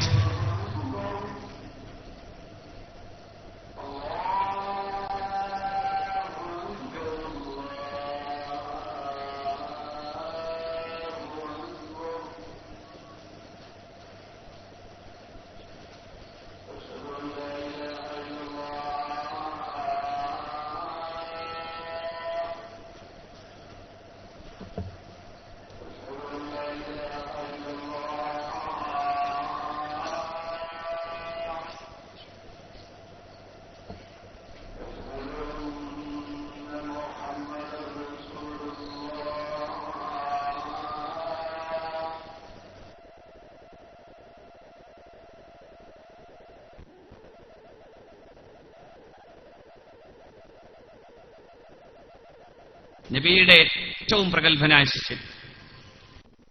ആ മനുഷ്യൻ പരിശുദ്ധ മദീനയിൽ നിന്ന് പരിശുദ്ധമായ അവിടുത്തെ കുറെ അനുയായികളെ ഒരൊറ്റ അനുയായിയെ മാത്രം കൂട്ടിയിട്ട് സിറിയയിലേക്ക് പോകുന്നുണ്ട്. പരിശുദ്ധ മദീനയിൽ നിന്ന് സയ്യിദുനാ ഉമർ ബിൻ ഖത്താബ് റളിയല്ലാഹു അൻഹു.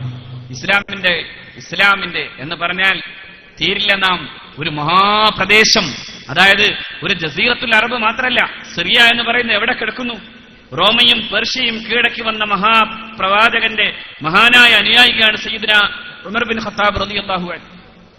ഫാറൂഖ് റളിയല്ലാഹു അൻഹു സിറിയയിലേക്ക് പോകുന്നു. സിറിയയുടെ പ്രാന്തങ്ങളിൽ സയ്യിദുനാ ഫാറൂഖ് റളിയല്ലാഹു അൻഹു എന്ന അമീറുൽ മുഅ്മിനീനെ വരവേൽക്കാൻ വേണ്ടി സിറിയയിലെ ക്രൈസ്തവ സഹോദരന്മാരും മുസ്ലിങ്ങളും കാത്തു നിൽക്കുകയാണ്. സിറിയയുടെ ഗവർണർ ഉണ്ട് അവിടെ, മഹാനായ അബൂ ഉബൈദ റളിയല്ലാഹു തആല അൻഹു ആണ് സിറിയയുടെ ഗവർണർ. മഹാനായ ഉമർ ബിൻ ഖത്താബ് റളിയല്ലാഹു തആല അൻഹു സിറിയയുടെ പ്രാന്തങ്ങളിലെത്തി. ആ ഒരൊറ്റ ഒട്ടകത്തിന്റെ പുറത്ത് മാത്രം യാത്ര ചെയ്യുന്ന 2 പേരെ മാത്രമാണ് അവർക്ക് കാണാൻ സാധിച്ചത്. അവരടുത്തടുത്ത് വന്നപ്പോ എല്ലാം ഊഴത്തിനനുസരിച്ച് മാറ്റം വരുത്തിയിരുന്നു. മഹാനായ ഫാറൂഖ് റളിയല്ലാഹു അൻഹു തന്റെ ഭൃത്യനെ കുറച്ചു നേരം ഒട്ടകത്തിന്റെ പുറത്തു കയറുമ്പോ ബാക്കിയുള്ള സമയം ഒട്ടകവുമായി നടന്നിരുന്നു സയ്യിദുനാ ഫാറൂഖ്. അവസാനം വന്നപ്പോ അതിന്റെ ഊഴം വന്നത് സയ്യിദുനാ ഫാറൂഖ് റളിയല്ലാഹു അൻഹുവിന്റെ മുമ്പിലാണ്. ഫാറൂഖ് റളിയല്ലാഹു അൻഹു ആണ് ഈ ഒട്ടകത്തിന്റെ മൂക്ക് കയറി പിടിച്ചു നടക്കുന്നത്. ഭൃത്യനാണ് മുകളിലുള്ളത്. ലോകം ഭരിക്കുന്ന ഒരു മഹാനായ ചക്രവർത്തിയുടെ ഭൃത്യൻ ഒട്ടകത്തിന്റെ പുറത്തും ആ ചക്രവർത്തി താഴെ നടന്നു പോവുകയും ചെയ്യുന്നു. സിറിയയിലേക്ക് അടുത്തു ചെന്നു. ഫാറൂഖ് റളിയല്ലാഹു തആല അൻഹു അവിടെ ഉണ്ടായിരുന്ന മരുക്കാട്ടിലെ അല്പം വെള്ളത്തിൽ തന്റെ കാലും കണ്ണും കഴുകിയിട്ട് മഹാനായ അബൂ ഉബൈദ റളിയല്ലാഹു തആല അൻഹുവിന്റെ മുമ്പിലെത്തി. അബൂ ഉബൈദയെ അഭിസംബോധന ചെയ്തപ്പോ അബൂ ഉബൈദ ഒരു വർത്തമാനം പറയുന്നുണ്ട്. മഹാനായ ഖലീഫ അമീറുൽ മുഅ്മിനീൻ, പരിവാരങ്ങളോടുകൂടെ വരണമെന്നതായിരുന്നു ഞങ്ങളുടെ ആഗ്രഹം. ഈ മഹാസാമ്രാജ്യത്തിന്റെ ചക്രവർത്തി, റോമയും പേർഷ്യയും പേടിപ്പിച്ച ചക്രവർത്തി അങ്ങ് പ്രൗഢിയോടുകൂടെ വരണമെന്നായിരുന്നല്ലോ ഞങ്ങളുടെ ആഗ്രഹം.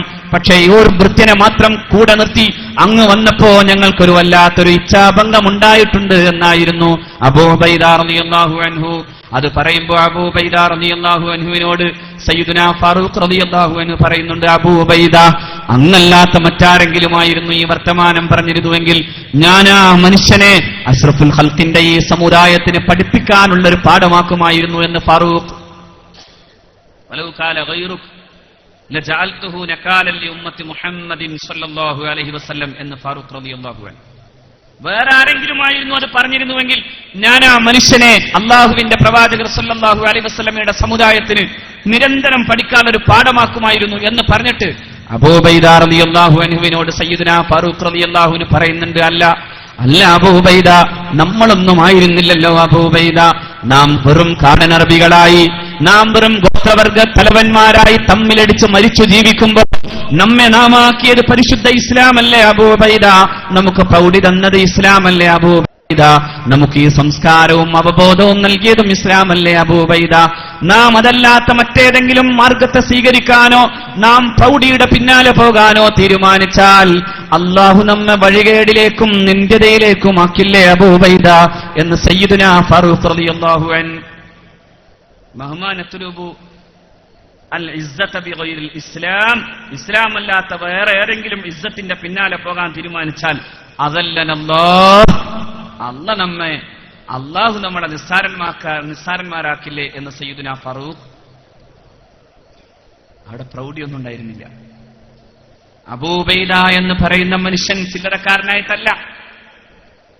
പക്ഷേ സയ്യിദുനാ ഫാറൂഖ് റളിയല്ലാഹു അൻഹു ഇതാണ് പറഞ്ഞു തരുന്നത്, ഈ രാജ്യത്തിന്റെ പ്രൗഢിയല്ല എന്റെ പ്രാധാന്യം, ഈ പ്രദേശത്തിന്റെ പ്രൗഢിയുമല്ല എന്റെ മുമ്പിലുള്ളത്, ഇസ്ലാം തന്നെയാണ് നമ്മുടെ ഇസ്സത്ത് എന്നായിരുന്നു സയ്യിദുനാ ഫാറൂഖ്. ഞാൻ മുസ്ലിമാണെന്നതാണ് പ്രധാനം. അബൂ ഉബൈദക്ക് വേറൊന്നുണ്ടായിരുന്നില്ല. അബൂ ഉബൈദയുടെ ഗവർണറുടെ വീട് കാണാൻ പോയി സയ്യിദുനാ ഫാറൂഖ് റളിയല്ലാഹു അൻഹു. വീട് കാണാൻ വേണ്ടി ചോദിച്ചപ്പോഴൊക്കെ പരുങ്ങി മഹാനായ അബൂ ഉബൈദ. വീട്ടിലേക്ക് വരണ്ടാന്ന് പറഞ്ഞു. സിറിയ കാണാൻ വേണ്ടി വന്ന അമീറുൽ മുഅ്മിനീൻ പറഞ്ഞു, ഇവിടെ വരെ എത്തിയിട്ട് അങ്ങയുടെ വീട്ടിലൊന്ന് വരാതിരിക്കുക എന്ന് പറയുന്നത് മോശമല്ലേ, അതുകൊണ്ട് അവിടെ വരണം. അവസാനം നിർബന്ധത്തിന് വഴങ്ങി അബൂ ഉബൈദ തന്റെ വീട്ടിലേക്ക് കൊണ്ടുപോയ ഒരു കൊച്ചു കുടിലിൽ കസേരയിടാനില്ലാതെ അമീറുൽ മുഅ്മിനീനെ നിർത്തി നിന്ന് മഹാനായ അബൂ ഉബൈദ റളിയല്ലാഹു തആല ഇങ്ങനെ പരതി ഭിത്തിയുടെ ഉള്ളിൽ നിന്ന് അല്പം റൊട്ടിയെടുത്തു. അവിടെ തന്നെ ആ ഭിത്തിയുടെ ഭാഗത്ത് ആണിയറച്ച് തറച്ചു വച്ചിട്ടുള്ള ഒരു തുകൽ സഞ്ചിയിൽ നിന്ന് വെള്ളമെടുത്ത് കൊണ്ടുവന്ന് മഹാനായ ഫാറൂഖ് റളിയല്ലാഹു തആല അൻഹുവിന്റെ മുമ്പിലെത്തി.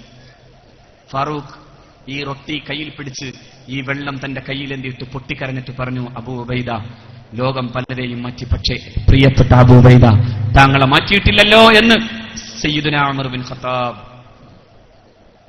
നിങ്ങൾ പ്രൗഢി ആയിരുന്നില്ല, പ്രതാപങ്ങളായിരുന്നില്ല ഈ സമുദായത്തിന്റെ വലിപ്പം, മറിച്ച് അള്ളാഹുവിന്റെ പരിശുദ്ധ ദീനിന്റെ സംസ്കാരം നിലനിന്നു എന്നത് തന്നെയായിരുന്നു. നിസ്സാരന്മാരായിരുന്നപ്പോഴാണ് ഈ സമൂഹം ജയിച്ചത്. എന്തെങ്കിലും ആകണമെന്ന് തോന്നിയപ്പോഴാണ് ഈ സമൂഹം പരാജയപ്പെട്ടത്. അല്ലെ, വളരെ നിസ്സാരന്മാരായിരുന്നപ്പോഴാണ് ഈ സമുദായത്തെ അള്ളാഹു ജയിപ്പിച്ചത്. വലഖദ് നസറകുമുല്ലാഹു ബിബദരിൻ വഅൻതും അദില്ല. അള്ളാഹു നിങ്ങളെ സഹായിച്ചു എപ്പോ?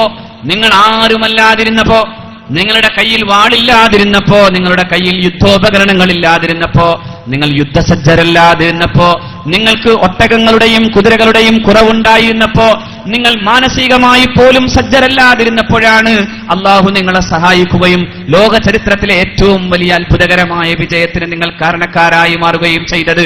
ബദറിന്റെ രണാങ്കണത്തിൽ മുഹമ്മദ് നബിയോടൊപ്പം സ്വല്ലല്ലാഹു അലൈഹി വസല്ലം. അവിടെ ഒന്നുമില്ലായിരുന്നു ഈ സഹാബത്തിന്, മാനസിക സജ്ജത പോലും ഇല്ലായിരുന്നു എന്നത് ബദറിന്റെ ചരിത്രം പഠിച്ചാൽ അറിയാം. മാനസികമായി പോലും അവർ സജ്ജരല്ലായിരുന്നു. പക്ഷേ അവർക്കൊരു മനുഷ്യനുണ്ടായിരുന്നു. ആ മനുഷ്യന്റെ നേതൃത്വത്തിന്റെ കീഴിൽ എന്തു പറഞ്ഞാലും നബിയെ അങ്ങ് പ്രഖ്യാപിച്ച ഞങ്ങളത് ചെയ്യാൻ തയ്യാറാണെന്ന് പറഞ്ഞ സ്വഹാബത്തിന്റെ മുമ്പിൽ അള്ളാഹു അവതരിപ്പിച്ചു കൊടുത്തതാണ് അള്ളാഹുവിന്റെ പ്രത്യേകമായ സഹായങ്ങൾ. എന്തു പറഞ്ഞാലും അഷ്റഫുൽ ഖൽഖ് ബദറിലേക്ക് ശത്രുക്കൾ വരുന്നു എന്നറിഞ്ഞപ്പോ പുണ്യനബി സല്ലല്ലാഹു അലൈഹി വസല്ലമയുടെ മുഖത്ത് വല്ലാത്തൊരു വിഷാദം. അള്ളാഹുവിന്റെ പ്രവാചകൻ തന്റെ സ്വഹാബത്തിനെ വിളിച്ചുകൂട്ടി. നബി തിരുമേനിയുടെ പ്രമുഖ ശിഷ്യൻ സയ്യിദുനാ അബൂബക്കർ സിദ്ദീഖ് റളിയല്ലാഹു തആല അൻഹു നബി തിരുമേനി സല്ലല്ലാഹു അലൈഹി വസല്ലമയോട് പറയുന്നുണ്ട്, റസൂലേ അങ്ങ് കൽപ്പിക്കൂ നബിയെ, ഞങ്ങൾ അങ്ങയുടെ കൂടെ ഉണ്ടാകും നബിയെ എന്ന് മഹാനായ ഫാറൂഖ് റളിയല്ലാഹു അൻഹു പറയുന്നുണ്ട്. അങ്ങ് കൽപ്പിച്ചോളൂ നബിയെ, അങ്ങയുടെ കൂടെ ഞങ്ങളുണ്ടാകും, ഏത് പ്രതിസന്ധികളെയും തരണം ചെയ്യാൻ ഞങ്ങളുണ്ടാകുമെന്ന്. പക്ഷേ പുണ്യനബി സല്ലല്ലാഹു അലൈഹി വസല്ലം അപ്പോഴും നോക്കിയത് മഹാന്മാരായ അൻസാറുകളിലേക്കാണ്. അൻസാറുകളാണ് ഭൂരിപക്ഷം. 240ഓളം വരുന്ന അൻസാരി സഹാബാക്കളുണ്ട്. അൻസാറുകൾ മഹാനായ പ്രവാചകനെ മദീനയിലേക്ക് വിളിക്കുമ്പോ മദീനയുടെ ഉള്ളിലെങ്ങാനും വച്ച് അള്ളാഹുവിന്റെ പ്രവാചകരെ അങ്ങക്കും അങ്ങയുടെ സമൂഹത്തിനും ഇസ്ലാമിനും നേരെ ഏതെങ്കിലും തരത്തിലുള്ള ഒരു ആക്രമണം ഉണ്ടായാൽ ഞങ്ങൾ ചെറുക്കുമെന്ന് പറഞ്ഞിരുന്നു മഹാന്മാരായ സഹാബത്ത്. ചെയ്ത് മദീനയുടെ പുറത്താണ്. മദീനയിൽ നിന്ന് 50 കിലോമീറ്ററുകൾക്ക് അകലെയാണ് ബദർ. അതുകൊണ്ട് അള്ളാഹുവിന്റെ റസൂൽ ഇങ്ങനെ ആലോചിച്ചു പോയി, ഇപ്പൊ ഈ സഹാബാക്കൾ പറഞ്ഞാൽ ഞങ്ങൾ മദീനയുടെ അകത്ത് വെച്ച് എന്ത് സഹായവും വാഗ്ദാനം ചെയ്തുവെങ്കിലും മദീനയുടെ പുറത്ത് ഞങ്ങൾക്ക് ആ വാഗ്ദാനം പാലിക്കേണ്ട യാതൊരു ബാധ്യതയുമില്ലെന്നെങ്ങാനും പറഞ്ഞു പോയാലോ? അഷ്റഫുൽ ഖൽഖ് അവരുടെ മുഖത്തേക്ക് നോക്കിയപ്പോഴേക്കും സഅദ് ഇബ്നു മുആദ് റളിയല്ലാഹു തആല അൻഹു എഴുന്നേറ്റിട്ട് പറയുന്നുണ്ട്, അല്ലാഹുവിന്റെ റസൂൽ, നഹ്നു മആശിറുൽ അൻസാർ, ഞങ്ങൾ അൻസാരികൾ അങ്ങ് ഞങ്ങളെക്കുറിച്ചാണോ ആലോചിക്കുന്നതെങ്കിൽ ഞങ്ങൾക്ക് പറയാനുണ്ട് നബിയെ. അങ്ങകലെ കാണുന്ന അലകടലിലേക്കെങ്ങാനും ഞങ്ങളോട് മാർച്ച് ചെയ്യാൻ ആവശ്യപ്പെട്ടാൽ ഈ ഒട്ടകങ്ങളോടൊപ്പം പോയി ആ കടലിൽ മുങ്ങണമെന്നാണ് അങ്ങ് ആവശ്യപ്പെടുന്നതെങ്കിൽ നബിയെ കൽപ്പിക്കണം റസൂൽ, ഞങ്ങളത് ചെയ്യാൻ തയ്യാറാണ് റസൂലെ. അങ്ങ് ബർക്കുലുമാതെന്ന് പറയുന്ന സിറിയയിലെ ഒരു വലിയ ഗിരിശൃംഗമുണ്ട്, ആ മാമലയിലേക്ക് ഞങ്ങളുടെ ഒട്ടകങ്ങളോടൊപ്പം പോകണമെന്നാണ് അങ്ങ് പറയുന്നതെങ്കിൽ കൽപ്പിക്കൂ റസൂൽ, ഞങ്ങൾ അതിന് തയ്യാറാണെന്ന് പറഞ്ഞു സഅദ് റളിയല്ലാഹു തആല അൻഹു. എന്നിട്ട് നബി തിരുമേനി സ്വല്ലല്ലാഹു അലൈഹി വസല്ലമയോട് പറയുന്നുണ്ട്, അല്ലാഹുവിന്റെ പ്രവാചകരെ, പലസ്തീനിലേക്ക് യുദ്ധം ചെയ്യാൻ പോയ സയ്യിദുനാ മൂസ നബി അലൈഹിസ്സലാത്തു വസ്സലാം തന്റെ അനുയായികളോട് യുദ്ധം ചെയ്യാൻ ആവശ്യപ്പെട്ടപ്പോ മൂസയും മൂസയുടെ റബ്ബും പോയി യുദ്ധം ചെയ്തോളൂ, ഞങ്ങൾ ജയിക്കുന്നത് വരെ ഇവിടെ ഇരിക്കാം, ജയിച്ചാൽ അങ്ങോട്ട് വരാമെന്ന് പറഞ്ഞത് ഞങ്ങൾക്ക് അള്ളാഹു പറഞ്ഞു തന്നതാണ് നബിയെ. ഒരു കാര്യം ഞങ്ങൾ പറയുന്നു റസൂലെ, ഞങ്ങൾ അങ്ങനെ പറയാനല്ല, അങ്ങ് എന്തു ചെയ്താലും അങ്ങ് മുന്നോട്ട് പോയാലും അങ്ങയുടെ കൂടെ നിന്നുകൊണ്ട് യുദ്ധം ചെയ്യാൻ തന്നെയാണ് ഞങ്ങളുടെ തീരുമാനം. ഞങ്ങൾ ഇരിക്കാൻ വന്നവരല്ല, യുദ്ധം ചെയ്യാൻ വന്നവരാണെന്ന് പറയുമ്പോഴാണ് അഷ്റഫുൽ ഖൽഖ് ആകാശത്തേക്ക് കൈ ഉയർത്തിയിട്ട് പറയുന്നത്, യാ ഹയ്യു യാ ഖയ്യൂം, യാ ഹയ്യു യാ ഖയ്യൂം, യാ ഹയ്യു യാ ഖയ്യൂം, അല്ലാഹുമ്മ ഇൻ തശ ലം തുഅബദ് ബഅദൽ യൗം. അല്ലാഹുവേ, നീ ഇന്ന് ഉദ്ദേശിച്ചിട്ടില്ലെങ്കിൽ ഈ ഭൂമിയിൽ പിന്നെ നിന്നെ ആരാധിക്കാൻ ഒരു കുഞ്ഞു പോലും ശേഷിക്കുകയില്ല അല്ലാഹ് എന്ന് പറയുന്നത് അപ്പോഴാണ്. അള്ളാഹുവിന്റെ സഹായം ലഭ്യമായത് അപ്പോഴാണ്. ഒന്നുമല്ലാതിരുന്നൊരു ജനതയുടെ ജയം അത് ബദൽക്കാണ്. എന്നാ ഞാൻ പറയാ, ഉഹദിന്റെ രണാങ്കളം സാമാന്യം മെച്ചപ്പെട്ടു നിൽക്കുന്ന ധൈര്യമുള്ള സ്വഹാബത്ത്, പക്ഷെ അവിടെ അല്ലാഹു ജയിപ്പിച്ചു നിൽക്കുമ്പോഴാണ് പടച്ചറബിന്റെ കൽപ്പനയുടെ കാര്യത്തിൽ ഒരല്പം വ്യത്യാസം വരുത്തിയത്. ഭീകരമാം വിധമുള്ള പോരായികകളും ഭീകരമാം വിധമുള്ള വലിയ പരിക്കുകളും അഷ്റഫുൽ ഖൽഖിന്റെ പരിശുദ്ധ കുടുംബത്തിന് തന്നെ സംഭവിച്ചു. മഹാനായ സയ്യിദുനാ ഹംസ റളിയല്ലാഹു അൻഹു കൊല്ലപ്പെട്ടു. തിരിച്ചു പോരുമ്പോ സ്വഹാബാക്കൾ ഇങ്ങനെ ആലോചിച്ചു, പടച്ചവനെ, എന്താ അല്ലാഹു നമ്മളെ സഹായിക്കാതെ പോയത്? എന്താ പടച്ചോ നമ്മളെ സഹായിക്കാതെ പോയത്? നമ്മളോട് അല്ലാഹു ചെയ്ത വാഗ്ദാനം അല്ലാഹു പാലിക്കാതെ പോയോ? അപ്പ പറഞ്ഞു പരിശുദ്ധ ഖുർആൻ, അല്ല പാലിച്ചു, പക്ഷെ നിങ്ങൾ തെറ്റിച്ചു. വലഖദ് സദഖകുമുല്ലാഹു വഅദ ഇത്തഹ്സൂനഹും ബിഇദ്നി. അല്ലാഹുവിന്റെ അനുവാദപ്രകാരം നിങ്ങൾ ശത്രുക്കളെ കണ്ടുമുട്ടിയപ്പോ അല്ലാഹു നിങ്ങളോട് വാഗ്ദാനം പാലിച്ചിരുന്നു, നിങ്ങൾ ജയിച്ചിരുന്നു. പക്ഷേ ഹത്താ ഇദാ ഫശൽതും ഫതനാസഅതും, നിങ്ങൾക്ക് ഈ ഭൂമിയോട്, നിങ്ങൾക്ക് ഈ ഭൗതിക ജീവിതത്തോട് ആഗ്രഹം കൂടിയപ്പോ നിങ്ങൾ ഭീരുക്കളാവുകയും നിങ്ങൾ തർക്കിക്കുകയും ചെയ്തപ്പോ അല്ലാഹു റബ്ബുൽ ഇസ്സത്ത് അവന്റെ സഹായം പിൻവലിച്ചു, നിങ്ങൾ പരാജയപ്പെട്ടു. മനസ്സിലാവുണ്ടോ? നിങ്ങൾ പരാജയപ്പെട്ടു. നോക്കൂ, നിങ്ങൾ സയ്യിദുനാ ഹംസ റളിയല്ലാഹു തആല അൻഹുവിനെ പോലെയുള്ള പ്രഗൽഭരായ സ്വഹാബത്ത് കൊല്ലപ്പെട്ടു. അല്ലാഹുവിന്റെ പ്രവാചകർ സല്ലല്ലാഹു അലൈഹി വസല്ലം അബ്ദുല്ലാഹി ഇബ്നു ജാബിർ റളിയല്ലാഹു അൻഹുവിനെയും 50 അംഗ സംഘത്തിന്റെ നേതാവാക്കി ഈ മഹാനുഭാവനെ നിശ്ചയിച്ചിട്ടാണ് പറഞ്ഞത്, യുദ്ധം പരാജയപ്പെട്ടാലും യുദ്ധം ജയിച്ചാലും ഞാൻ കൽപ്പിക്കാതെ ഈ മലമുകളിൽ നിന്ന് നിങ്ങൾ ഇറങ്ങിപ്പോകരുത് എന്നായിരുന്നു മഹാന്മാരായ സ്വഹാബാക്കൾക്ക് നിർദ്ദേശം കൊടുത്തിരുന്നത്. പക്ഷെ താഴെ ജയിച്ചപ്പോ, യുദ്ധം ജയിക്കുകയും ഗനീമത്ത് മുതലുകൾ ശേഖരിക്കുകയും ചെയ്യുന്നത് കണ്ടപ്പോ മഹാന്മാരായ സ്വഹാബാക്കൾക്കിടയിൽ അഭിപ്രായ വ്യത്യാസമുണ്ടായി. താഴെ യുദ്ധം ജയിച്ചല്ലോ, എല്ലാവരും ഗനീമത്ത് മുതലുകൾ ശേഖരിക്കാൻ തുടങ്ങിയല്ലോ, പിന്നെ നമ്മൾ എന്തിനു നിൽക്കണമെന്ന് ചിന്തിക്കാൻ തുടങ്ങി. 10 പേർ അവിടെ നിന്നു, ബാക്കി 40 പേരും താഴോട്ടിറങ്ങി. ആ 10 പേരും കൊല്ലപ്പെട്ടു. പിന്നെ നടന്നത് കൂട്ടക്കശാപ്പാണ്. അള്ളാഹുവിന്റെ പരിശുദ്ധ റസൂലിന്റെ സ്വഹാബത്തിനു നേരെ നടത്തിയ വലിയൊരു കൂട്ടക്കശാപ്പ്. അത് കഴിഞ്ഞ് തിരിച്ചു പോരുമ്പോഴാണ് സ്വഹാബത്ത് ചോദിച്ചത്, അള്ളാഹ് സഹായിച്ചില്ലേ? അള്ളാഹ് സഹായിച്ചു, പക്ഷെ നമ്മൾ സഹായിക്കപ്പെടാൻ യോഗ്യരായില്ല. എപ്പോ? ഈ റസൂൽ ജീവിക്കുന്ന ഈ സ്വഹാബത്തിന്റെ കാലത്താണിത്. നോക്കൂ, ഇനി ജയിച്ചിട്ട് പോലും അങ്ങനെയായിരുന്നു. ജയിച്ചിട്ട് പോലും, ഞാൻ വെറുതെ ഇങ്ങനെ ചരിത്രം ഇങ്ങനെ പറഞ്ഞുതരാം, നിങ്ങൾക്ക് പഠിക്കാൻ ആഗ്രഹിക്കുന്നുവെങ്കിൽ വലിയ കാര്യമാണ് ഈ പാഠം. ജയിച്ചിട്ട് പോലും ബദ്ർ കഴിഞ്ഞു, ഉഹദ് കഴിഞ്ഞു, ഖന്തക്ക് കഴിഞ്ഞു. ഏതാണ്ട് ഇസ്ലാമിന്റെ പ്രഭാവം ലോകം മുഴുവനും തിരിച്ചറിഞ്ഞു. ലോകത്തെ വിവിധ ഭാഗങ്ങളുടെ രാഷ്ട്രങ്ങളുടെ പ്രതിനിധികൾ മുഹമ്മദ് നബിയുടെ മുമ്പിലെത്തി. ഇസ്ലാമിന്റെ സന്ദേശം ലോകത്തെ പ്രഗൽഭരായ ചക്രവർത്തിമാരുടെ സദസ്സുകളിലേക്ക് ഹബീബ് കൊടുത്തയച്ചു. ലോകത്തിന്റെ മുമ്പിൽ പ്രതാപത്തിന്റെ സ്ഥാനം അലങ്കരിച്ചു ഇസ്ലാം. പ്രഗൽഭരായ ചക്രവർത്തിമാർ ഇസ്ലാമിനെ കണ്ടറിയാൻ തുടങ്ങുന്നൊരവസ്ഥയിലേക്കെത്തി. ഏതാണ്ട് ഇസ്ലാമിന്റെ പ്രഭാവത്തിന്റെ കാലത്താണ് മദീനയിൽ നിന്ന് 10,000 സഹാബാക്കൾ മക്കയിലേക്ക് മാർച്ച് നടത്തുന്നത്. മക്ക വിജയം എന്തൊരു രസകരമായൊരു സമയമാണെന്നറിയോ അത്? ലോകത്തെ പ്രഗൽഭരായ ചരിത്രകാരന്മാർ, ഓറിയന്റലിസ്റ്റ് ചരിത്രകാരന്മാർ പോലും പറഞ്ഞു തരുന്നൊരു യാഥാർത്ഥ്യമുണ്ട്. ഈ മനുഷ്യന്റെ മുമ്പിൽ ദയക്കു വേണ്ടി യാചിച്ചു നിൽക്കേണ്ടി വന്നിട്ടില്ല ശത്രുക്കൾക്ക്. അത്രമേൽ മഹാമനസ്കതയാണ് മുഹമ്മദ് കാട്ടിയത്. തന്റെ ശത്രുക്കളിൽ ഏറ്റവും വലിയ കൊടിയ ശത്രുവിന് പോലും സയ്യിദുനാ റസൂൽ സല്ലല്ലാഹു അലൈഹി വസല്ലം നൽകിയ ഉദാരത. പി.കെ. ഹിറ്റി ഇങ്ങനെ പറയുന്നുണ്ട്, however the peoples were treated with special magnanimity through all the annals of conquest. There is no triumphant entry comparable to this one. However the peoples were treated with special magnanimity. എന്തോ ഒരു വിശാല മനസ്കതയായിരുന്നു മുഹമ്മദ് നബിയുടേത് സല്ലല്ലാഹു അലൈഹി വസല്ലം. ആ ജനതയുടെ മുമ്പിൽ അല്ലാഹുവിന്റെ റസൂൽ സല്ലല്ലാഹു അലൈഹി വസല്ലം തങ്ങൾ പറഞ്ഞു, ആർക്കാ പോകേണ്ടത്? ഇദ്ഹബു അൻതും മുത്ലഖാ, പൊക്കോളൂ, നിങ്ങൾ സ്വതന്ത്രരാണ് എന്ന് മുഹമ്മദ് നബി സല്ലല്ലാഹു അലൈഹി വസല്ലം. ഇപ്പൊ ഇവിടുന്ന് പോണ ആൾക്കാരോടല്ലോ ഞാൻ പറഞ്ഞത്. ഇദ്ഹബു അൻതും മുത്ലഖാ, പൊക്കോളൂ, നിങ്ങൾ ആരാണ്? സ്വതന്ത്രരാണ്. ഇദ്ഹബു അൻതും മുത്ലഖാ, ഇദ്ഹബു അൻതുമുൽ ലുമനാ, നിങ്ങൾ നിർഭീതരാണ്, നിങ്ങൾക്കൊരു ഭയം ആവശ്യമില്ല, നിങ്ങൾക്ക് പോകാം. അബൂ സുഫിയാന്റെ വീട്ടിൽ ആരെങ്കിലും അഭയം തേടിയാൽ അയാൾക്ക് അഭയമുണ്ടെന്ന് പറഞ്ഞു റസൂലുള്ളാഹ്. അവർക്ക് അഭയമുണ്ടെന്ന് പറഞ്ഞു അല്ലാഹുവിന്റെ പ്രവാചകർ. അത് പറയുമ്പോഴാണ് പി കെ ഹിറ്റി അത്ഭുതത്തോടെ പറയുന്നുണ്ട്, he engaged but no women was raped, no house was robbed. ഒരു പെണ്ണും ബലാത്കാരത്തിന് വിധേയമാക്കപ്പെട്ടില്ല, ഒരു വീടും കൊള്ളയടിക്കപ്പെട്ടില്ല. ചരിത്രത്തിൽ ഇതുപോലൊരു ചൈത്രയാത്രയും ഒരു കീഴടക്കലും നാം കണ്ടിട്ടില്ല. എന്നിട്ടിങ്ങനെ നോക്കിയിട്ട് ഭീകരവാദി എന്ന് വിളിക്കുമ്പോൾ ആലോചിക്കണം. എന്നെ കേൾക്കുന്ന ഏതെങ്കിലും ഇതര ചിന്തയുള്ള സഹോദരന്മാർ കൂടി ആലോചിക്കണം. മുഹമ്മദ് നബിയുടെ ചരിത്രം ഒരു തുറന്ന പുസ്തകമാണ് സ്വല്ലല്ലാഹു അലൈഹി വസല്ലം. ഒരു പള്ളി ഒരു സംസ്കാരത്തിന്റെ പ്രഭവ കേന്ദ്രമാകുമ്പോൾ ഒരു മുസ്ലിം എന്ന നിലയിൽ സംസ്കാരമുള്ള ഒരു മനുഷ്യനെ സൃഷ്ടിക്കുകയാണ്. അങ്ങനെയെങ്കിൽ അത് മുഹമ്മദീയ പാരമ്പര്യത്തിന്റേതാണ്.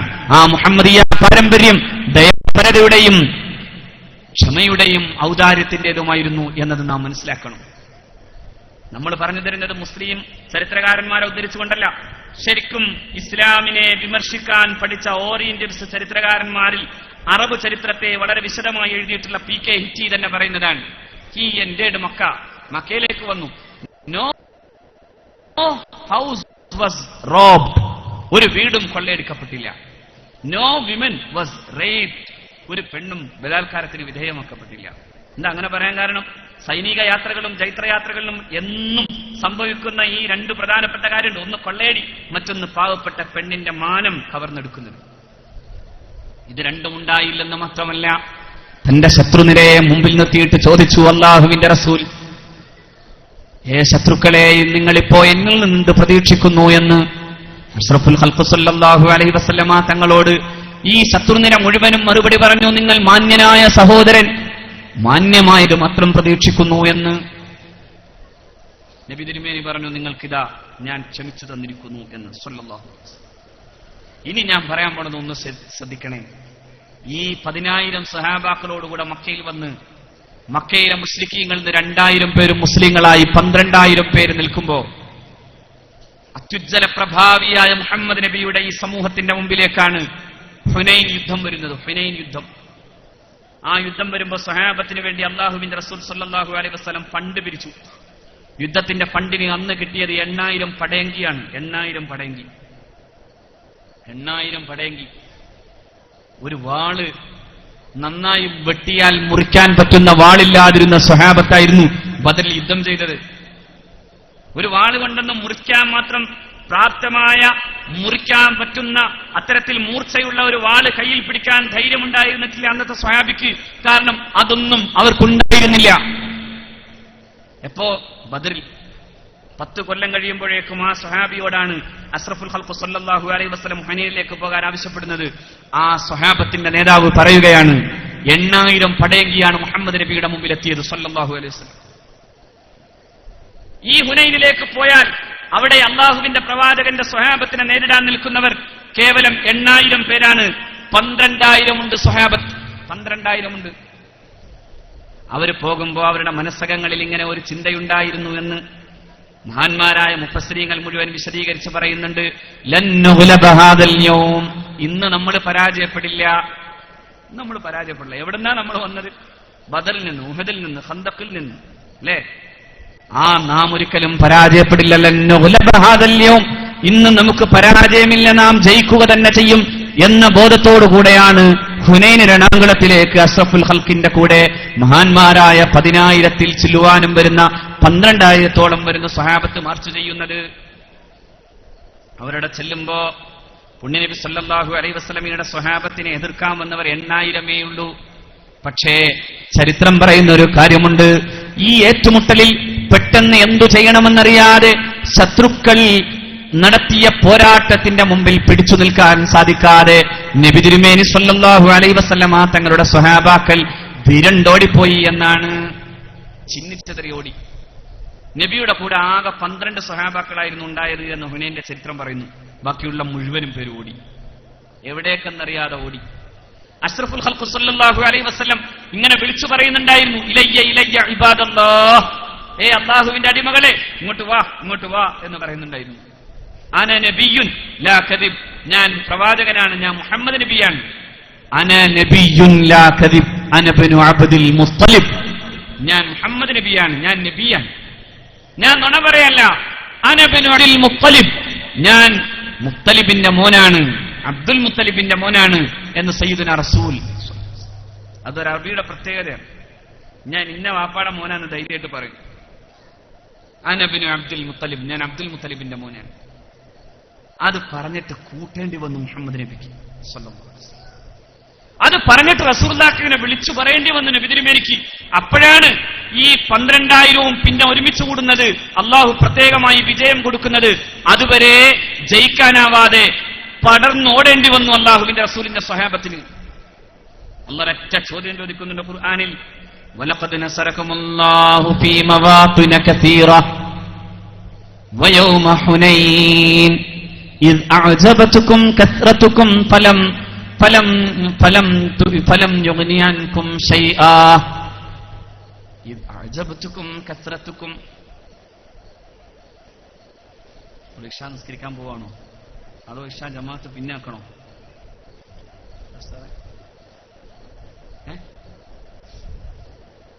കഴിഞ്ഞിട്ട് നിസ്കരിച്ചാലോ? ജമാഅത്തായിട്ട് നിസ്കരിക്കാൻ കുഴപ്പമില്ലല്ലോ. ഹിന്ദി നിസ്കരിച്ചാലും ഇശാ ആണ്, പ്രശ്നമൊന്നുമില്ലല്ലോ. വലഖദ് നസറകുമുല്ലാഹു ഫീ മവാത്തിന കസീറ. ഒരുപാട് സ്ഥലങ്ങളിൽ അല്ലാഹു റബ്ബുൽ ഇസ്സത്ത് നിങ്ങളെ അല്ലാഹു സഹായിച്ചിട്ടുണ്ട്. വയൗമ ഹുനൈൻ, ഹുനൈൻ യുദ്ധത്തിലും അല്ലാഹു നിങ്ങളെ സഹായിച്ചിട്ടുണ്ട്. പക്ഷേ ഇദ് അഅജബതുകും കസറതുകും, നിങ്ങൾ ആളുണ്ടെന്നുള്ള തോന്നൽ നിങ്ങൾക്ക് കൂടിയപ്പോഴും.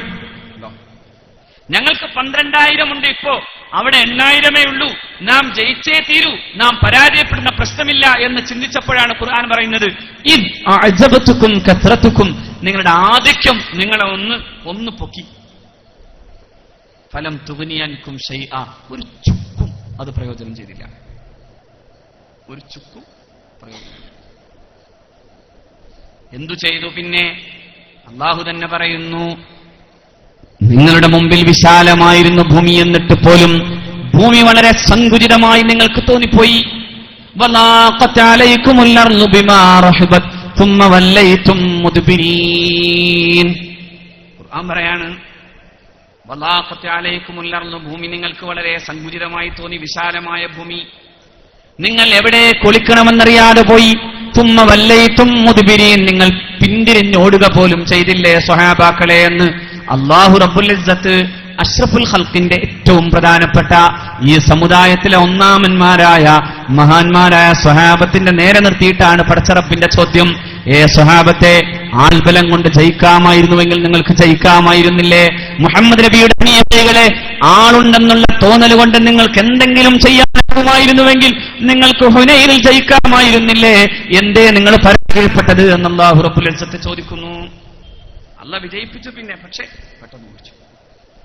നോക്കൂ, ഇതെല്ലാം വച്ചിട്ടാണ് ഞാൻ പറയുന്നത് ഇസ്ലാമിന്റെ ചരിത്രത്തിന്റെ വലിപ്പവും അതിന്റെ അപജയവും അതിന്റെ ഉദ്ധാനവും അതിന്റെ പതനങ്ങളുമെല്ലാം നാം ഇവിടെ കാണേണ്ടത് ഒരൊറ്റ മൂല കേന്ദ്രത്തിൽ തന്നെ പിടിച്ചു നിർത്തിയിട്ടാണ്. മുസ്ലിമിന് വേണ്ടത് വിശ്വാസമാണ്, മുസ്ലിമിന് വേണ്ടത് അവന്റെ സംസ്കാരമാണ്. ആ സംസ്കാരത്തിന്റെ പുറത്ത് അവന് വിജയം കാണിക്കാനുള്ള ഒരു കാരണവും അല്ലാഹു പണിതു വച്ചിട്ടില്ല. സമ്പത്തില്ല, ആൾബലമില്ല, ആൾബലവും സമ്പത്തും ഉണ്ടായിരുന്നിട്ട് പോലും ഒന്നുമാകാനാവില്ല നമുക്കിന്ന്. എന്തു ചെയ്യാൻ സാധിക്കുന്നുണ്ട്? പലസ്തീനെ കുറിച്ച് ചരിത്രത്തിലെ മുഴുവൻ പ്രഗത്ഭരൊക്കെ പറഞ്ഞു പലസ്തീൻ അറബിയുടേതാണ്. ഗാന്ധിജി പറഞ്ഞു അറബികൾക്ക് പലസ്തീൻ അറബികളോട് തന്നെയാണ്. Palestine belongs to the Arabs in the same sense England belongs to English, France belongs to France.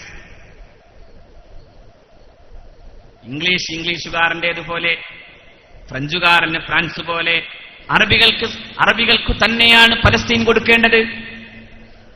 അറബികളുടെ മേലെ ഈ ജൂതരാഷ്ട്രത്തെ അടിച്ചേൽപ്പിക്കുന്നത് ഇറ്റ് ഈസ് ഇൻഹ്യൂമൻ, അത് തീർത്തും മാനവിക നിഷേധമാണ്, ഇത് തീർത്തും മൃഗീയമാണ്. എന്റെ നൈതിക ബോധം അത് സമ്മതിച്ചു തരാൻ തയ്യാറല്ലെന്ന് പറഞ്ഞു ഗാന്ധിജി. 1947 മുസ്ലിം സമൂഹത്തിന്റെ മൂക്കിന്റെ താഴെ കൊണ്ടുവന്ന് ഒരിക്കലും സാധ്യതമാകാത്ത ഒരു ജൂത സന്താനത്തെ കൊണ്ട് പാർപ്പിച്ചു. അമേരിക്കയുടെയും ബ്രിട്ടന്റെയും സാമ്രാജ്യത്തെ അജണ്ടകൾ നടപ്പിലാക്കാൻ അങ്ങനെ ഒരു രാജ്യം വരുമ്പോ ഒന്ന് എഴുന്നേറ്റ് നിന്നിട്ടൊന്ന് വിരലനക്കാൻ പോലും സാധിച്ചിട്ടില്ല. അറബിക്ക് സമ്പത്തില്ലാഞ്ഞിട്ടോ, ബുർജ് ഖലീഫയില്ലേ നമുക്ക്, മക്ക ടവറില്ലേ നമുക്ക്, അതിന്റെ പേരിലുള്ള അഭിമാനങ്ങളില്ലേ നമുക്ക്. പക്ഷേ ഇവിടെ നിന്ന് ഒരു പാവപ്പെട്ട പലസ്തീൻ ചെറുപ്പക്കാരന്റെ മുമ്പിൽ നേരെ വരുന്ന ബോംബിന്റെ നേരെ നിന്ന് അരുതെന്ന് പറയാൻ, നിർത്തടാ നിന്റെ ഈ ക്രൂരതയെന്ന് പറയാൻ, സാമ്രാജ്യത്തെ യജമാനന്മാരുടെ മുമ്പിൽ എഴുന്നേറ്റ് നിൽക്കാൻ ഒരു ആൺകുട്ടി എന്തേ മുസ്ലിം ലോകത്ത് ജയിക്കാതെ പോയി? സലാഹുദ്ദീൻ അയ്യൂബിയുടെ, മഹാനായ സുൽത്താൻ അബ്ദുൽ ഹമീദിന്റെ, അങ്ങനെ എത്രയെത്ര പാരമ്പര്യങ്ങളാണ് നമുക്ക് പറയാനുള്ളത്. സുൽത്താൻ അബ്ദുൽ ഹമീദ് നബ്ബറല്ലാഹു മർഖദ, ഇസ്ലാമിക് സ്റ്റേറ്റിന്റെ യൂണിറ്റി എന്ന് പറയാവുന്ന ഉസ്മാനിയ ഖിലാഫത്തിന്റെ അവസാനത്തെ രാജാവ്, ആ മനുഷ്യനാണ് പറഞ്ഞത്, ബൈത്തുൽ മഖ്ദസിൽ നിന്ന് ഒരു പിടി മണ്ണ് പോലും ആ പരിശുദ്ധ പ്രദേശത്ത് നിന്ന് ആർക്കും വകവെച്ചു കൊടുക്കാൻ ഞാൻ തയ്യാറില്ലെന്ന്. സുൽത്താൻ അബ്ദുൽ ഹമീദ് കൊല്ലപ്പെട്ടപ്പോ ആ മനുഷ്യന്റെ വിയോഗാനന്തരം പിന്നെ നടന്നത്, ഫലസ്തീനിലെ ഓരോ വീടും ജൂതൻ കയ്യേറുന്നതാണ്, ജൂതൻ വിലക്ക് വാങ്ങുന്നതാണ്. അന്നേരം സ്വന്തം തറവാട് വിറ്റിട്ട് കിട്ടിയ കാശുകൊണ്ട് പെണ്ണിന്റെയും കള്ളിന്റെയും മുമ്പിലേക്ക് പോയി ഫലസ്തീനിലെ അറബി. അവനിന്ന് കേണു വീണ് അള്ളാഹുവിന്റെ മുമ്പിൽ പ്രാർത്ഥിക്കുമ്പോഴും പടച്ചറബിന്റെ ചോദ്യം എന്തായിരിക്കും? സുൽത്താൻ അബ്ദുൽ ഹമീദിനോട് നിനക്ക് നീതി കാട്ടാൻ സാധിച്ചോ? സലാഹുദ്ദീൻ അയ്യൂബിയോട് നീതി കാണിക്കാൻ സാധിച്ചോ? നിനക്കെങ്ങനെയാണ് അള്ളാഹുവിന്റെ സഹായം കിട്ടുക? അഹങ്കാരത്തിന്റെ, അഹന്തയുടെ ജീവിതം നയിച്ചവന് എന്തു സഹായം ലഭ്യമാകാനാണ്? ഒക്കെ ദ്വാരക്ക അള്ളാഹു സഹായിക്കട്ടെ, അല്ലേ?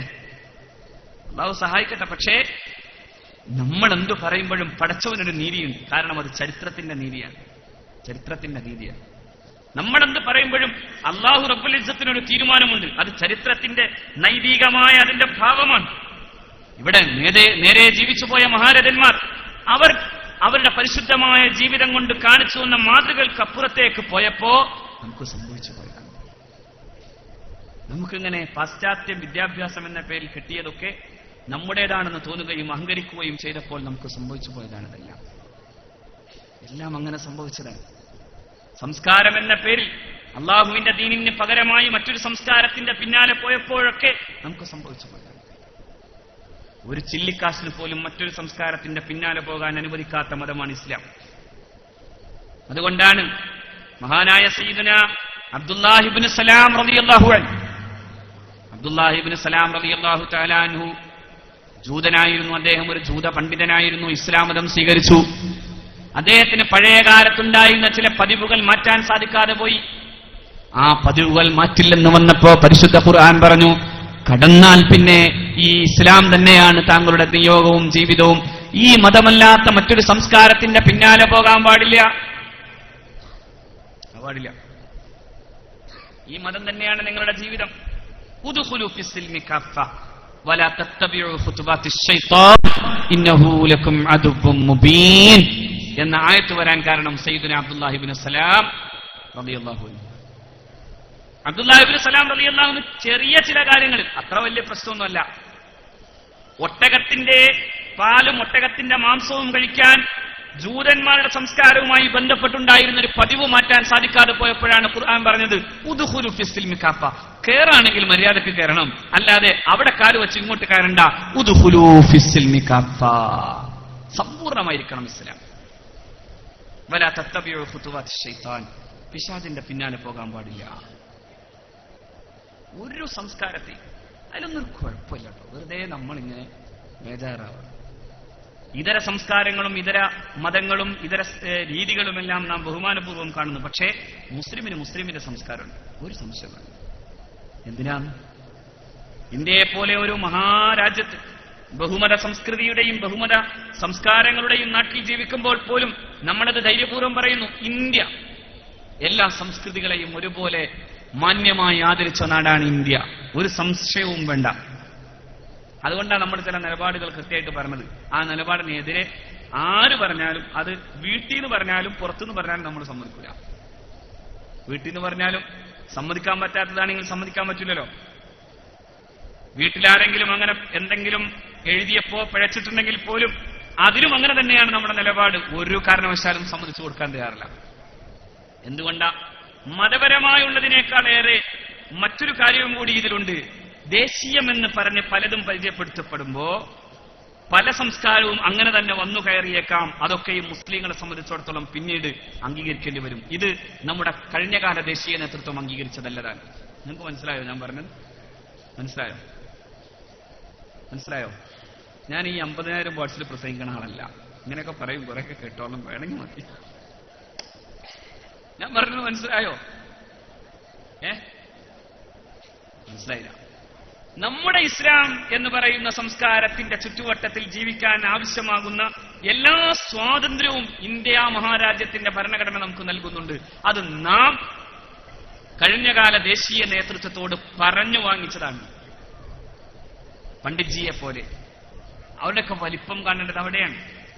പണ്ഡിറ്റ് ജവഹർലാൽ ഇന്ത്യയുടെ സ്വാതന്ത്ര്യത്തിന്റെ അർദ്ധരാത്രിയിൽ ഇന്ത്യയുടെ ഇന്ന് കാണുന്ന ഇതേ പാർലമെന്റിന്റെ നടുത്തളത്തിൽ നിന്ന് അന്നത്തെ കോൺസ്റ്റിറ്റ്യൂവന്റ് അസംബ്ലി ഭരണഘടനാ വിശാരദന്മാരുടെ നേരെ ലക്ഷക്കണക്കിന് വരുന്ന തടിച്ചുകൂടിയ ജനങ്ങളുടെ മുമ്പിൽ നിന്ന് പ്രസംഗിക്കാൻ, at the stroke of midnight hour when the world sleep India will awake to new life and freedom. പണ്ഡിറ്റ്ജിയുടെ പ്രസംഗം തുടങ്ങി. അർദ്ധരാത്രിയുടെ മണികിലുങ്ങുമ്പോ ഇന്ത്യ ഒരു പുതിയ പ്രതീക്ഷയിലേക്ക്, ലോകമുറങ്ങുമ്പോ നാം ഒരു പുതിയ പ്രതീക്ഷയിലേക്ക് ഉണരുകയാണ്. മനോഹരമാണ് ആ പ്രസംഗം. അത് കഴിഞ്ഞ് അദ്ദേഹത്തിന്റെ സ്റ്റേജിൽ നിന്ന് ഇറങ്ങി വരുമ്പോ പത്രപ്രവർത്തകരുടെ മുമ്പിൽ പണ്ഡിറ്റ് ജവഹർലാൽ പറയുന്നുണ്ട്, പ്രസംഗിച്ചു, പക്ഷേ ആ വാക്കുകൾ ഇങ്ങനെ ഇടതടവില്ലാതെ വരുമ്പോഴും ഞാൻ നോക്കിയത് ലാഹോറിലേക്കാണ്. നമ്മുടെ ലാഹോർ അപ്പോഴും കത്തുകയായിരുന്നു.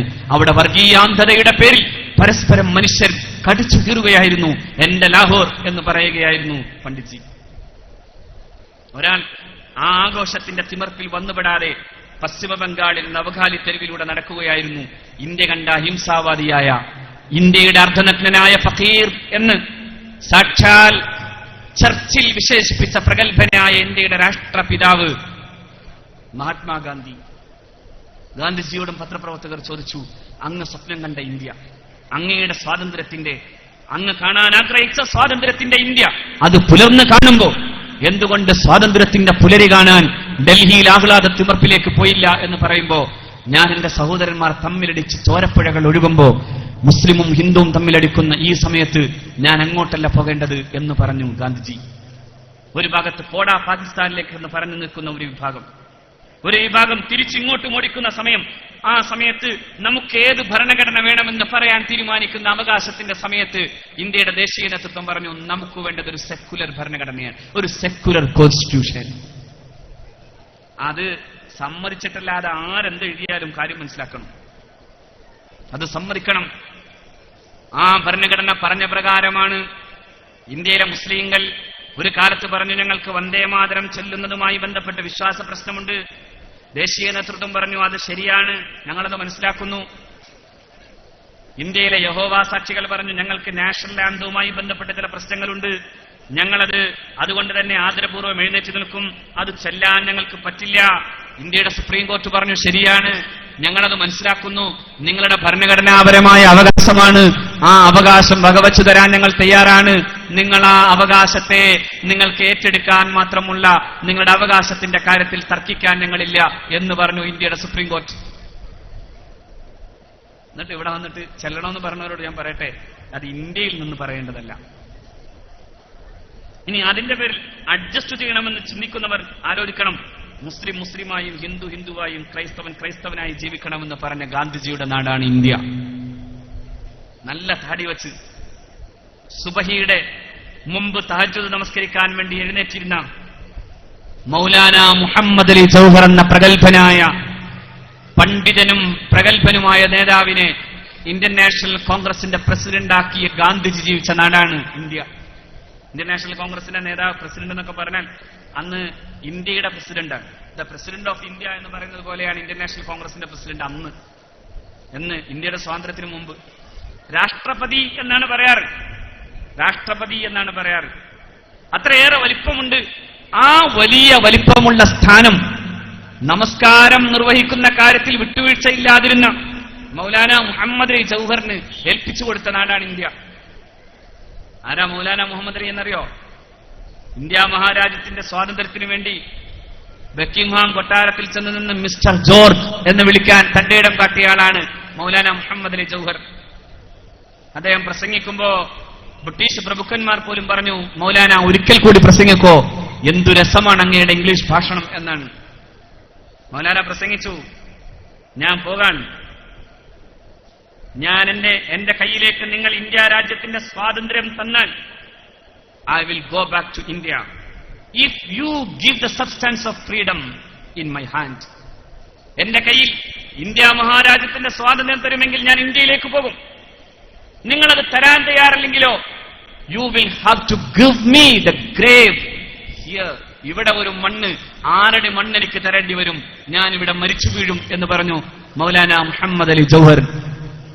ആ മനുഷ്യൻ ഇംഗ്ലണ്ടിൽ മരിച്ചിട്ട് നേരെ കൊണ്ടുപോയി ബ്രിട്ടീഷുകാർ ബഹുമാനാർത്ഥം ബൈത്തുൽ മഖ്ദസിൽ കൊണ്ടുപോയി.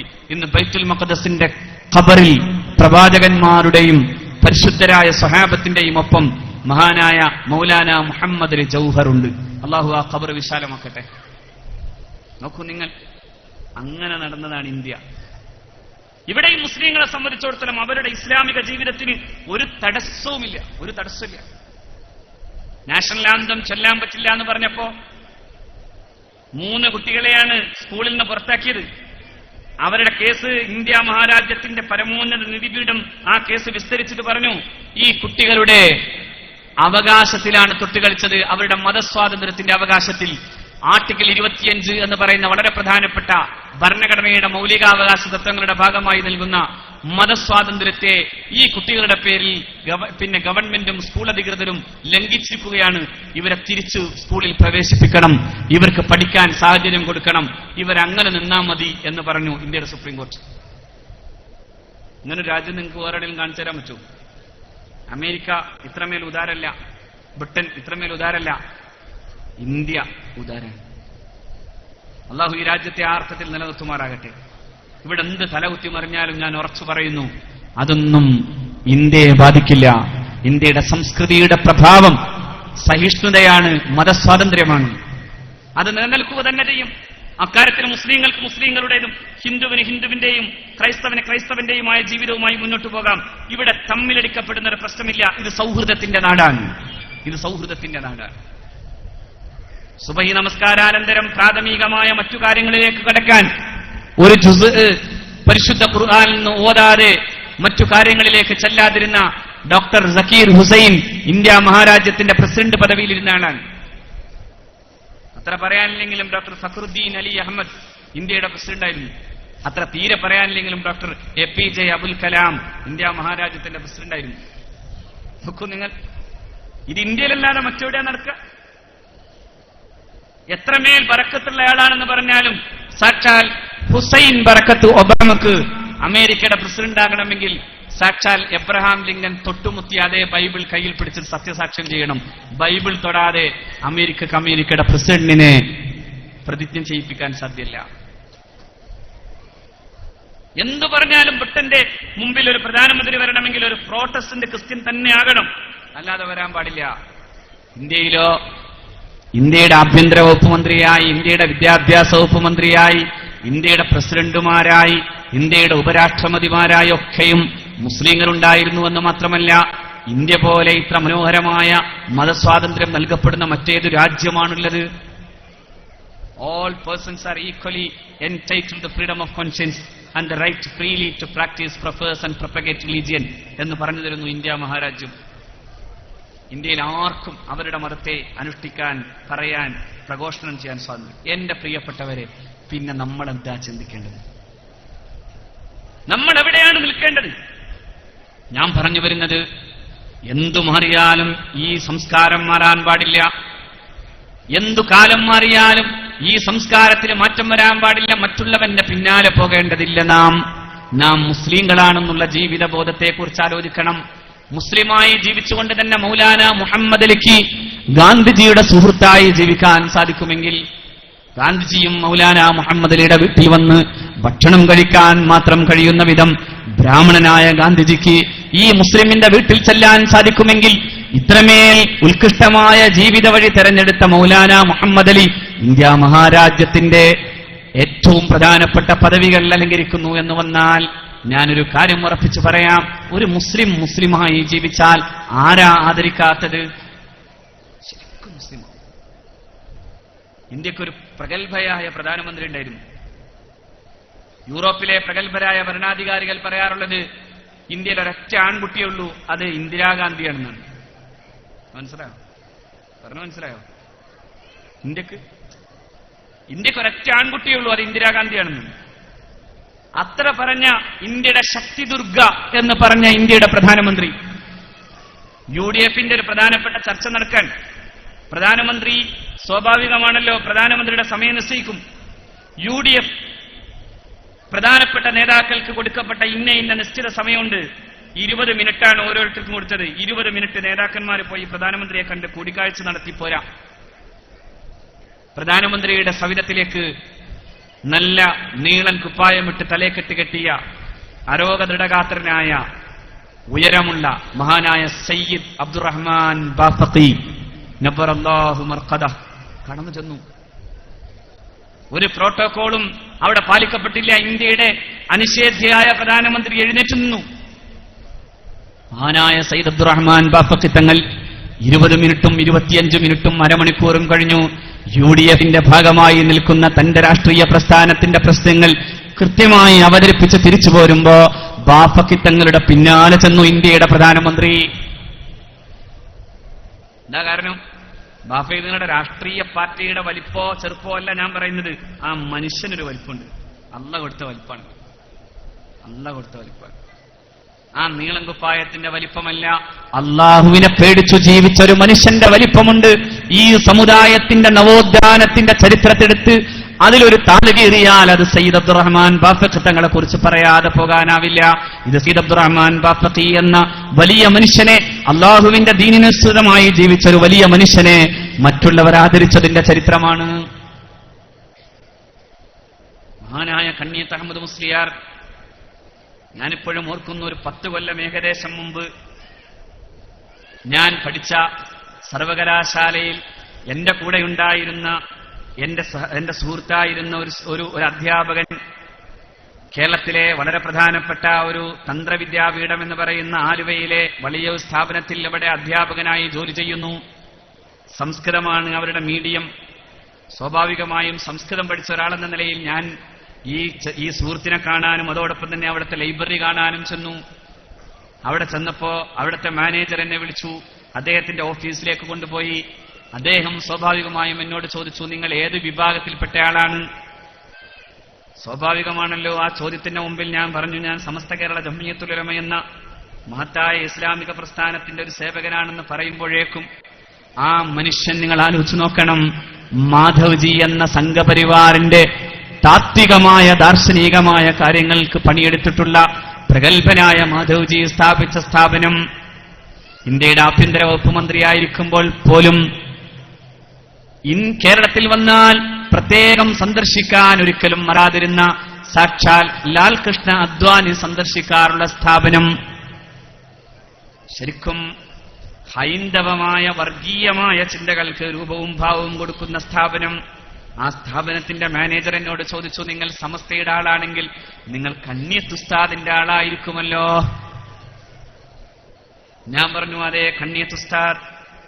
ആ മനുഷ്യൻ പിന്നെ പറഞ്ഞൊരു വർത്തമാനമുണ്ട്. ഞാനും ഇതേ വാഴക്കാട് ജീവിക്കുന്നവനാണ്. പണ്ട് ഞങ്ങൾ ചെറുപ്പത്തിൽ മഹാനായ കണ്ണിയത്ത് ഉസ്താദ് നടന്നു വരുമ്പോ ആ വരമ്പത്തുനിന്ന് മാറി പിന്നെ കണ്ണിയത്ത് ഉസ്താദിനെ തടസ്സം നിൽക്കാൻ വേണ്ടി ആലോചിച്ചാലും കണ്ണിയത്ത് വരുമ്പോ നമ്മൾ അറിയാതെ മാറിപ്പോകും. വല്ലാത്തൊരു മനുഷ്യനാണ് കണ്ണിയത്തെന്ന് ഈ മനുഷ്യനെ കൊണ്ട് പറയിപ്പിച്ചോടത്ത് ഒരു കൊച്ചു പിച്ചാത്തിയുടെ സ്വാധീനം പോലും കണ്ണിയത്ത് ഉസ്താദിനുണ്ടായിരുന്നില്ലല്ലോ. കയ്യിൽ പിച്ചാത്തി പിടിച്ചിട്ടാണോ?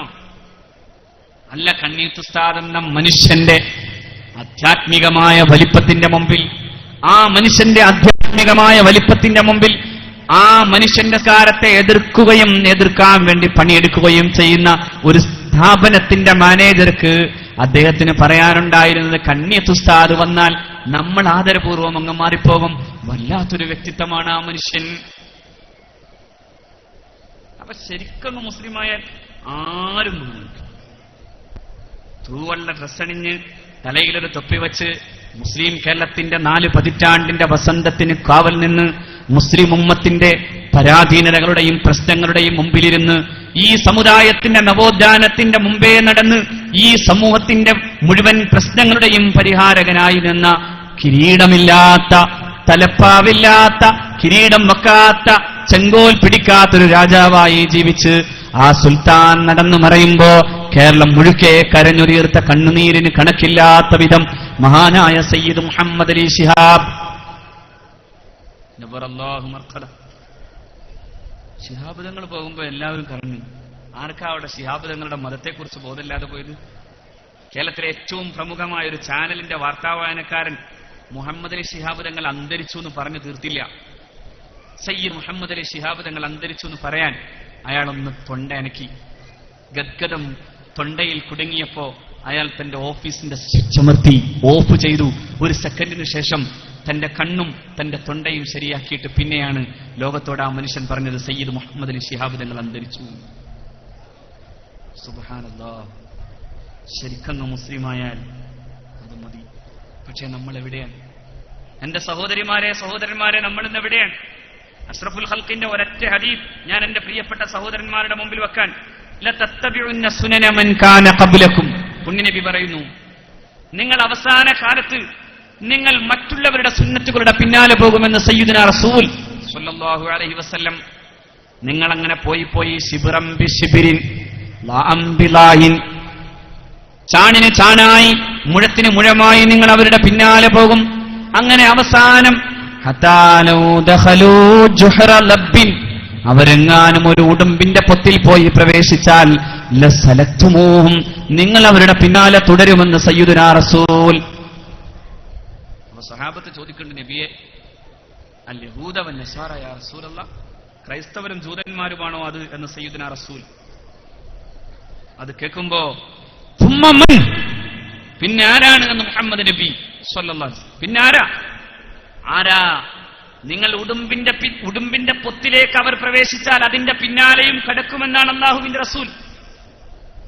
എന്താ ഉടുമ്പിന്റെ പൊത്ത്? വളരെ സങ്കുചിതമാണ് ഉടുമ്പിന്റെ പൊത്ത്, ദുർഗന്ധമുള്ളതാണ് ഉടുമ്പിന്റെ പൊത്ത്. ഒരു ന്യായമില്ലാത്തതാണ് അങ്ങോട്ട് കടക്കാൻ. പക്ഷെ എന്ത് ന്യായം ഇല്ലായാലും ഉണ്ടായാലും ഇവരൊക്കെ കടന്നാൽ നമ്മളും കടന്നേ പറ്റൂ എന്ന് ചിന്തിക്കുന്ന, മറ്റുള്ളവന്റെ സുന്നത്തുകളുടെ പിന്നാലെ പോകുന്ന ഒരവസ്ഥയിലേക്ക് മുസ്ലിം ഉമ്മത്ത് അധപതിച്ചു പോകും എന്നാണ് അഷ്റഫുൽ ഖൽഖ് മുഹമ്മദ് റസൂൽ. അതിന്റെ ഭാഗമാണ് പിന്നെ ഉറക്കറയിൽ, ഇവിടെയൊക്കെ പറഞ്ഞാൽ കുറച്ചുകൂടി പിന്നെ എന്താ പറയാ, അറയിൽ ഭർത്താവ് അറയിലിരിക്കുമ്പോ അങ്ങോട്ട് ചെല്ലാൻ പോലും സാമാന്യം മര്യാദയും ബോധവും അച്ചടക്കവും കുലീനതയുമുള്ള ഒരു പെണ്ണിന് ധരിക്കാൻ ഇഷ്ടമില്ലാത്ത വസ്ത്രം ഇന്ന് പുറത്തു ഈ ഉമ്മത്തിന്റെ പെണ്ണുങ്ങൾ അണിഞ്ഞു നടക്കുന്നുണ്ട്. അല്ലേ? സുബ്ഹാനല്ലാഹ്. ഈ ലെഗിൻസ് എന്ന് പറയുന്ന ഒരു സാധനം ഉണ്ടല്ലോ, അല്ലെ? നമ്മുടെ പെണ്ണുങ്ങളിൽ മിക്കവാറും എന്റെ സഹോദരിമാരെ നിങ്ങൾ ആലോചിച്ച് നോക്കണം, എത്രമേൽ ഭീകരാണിത്.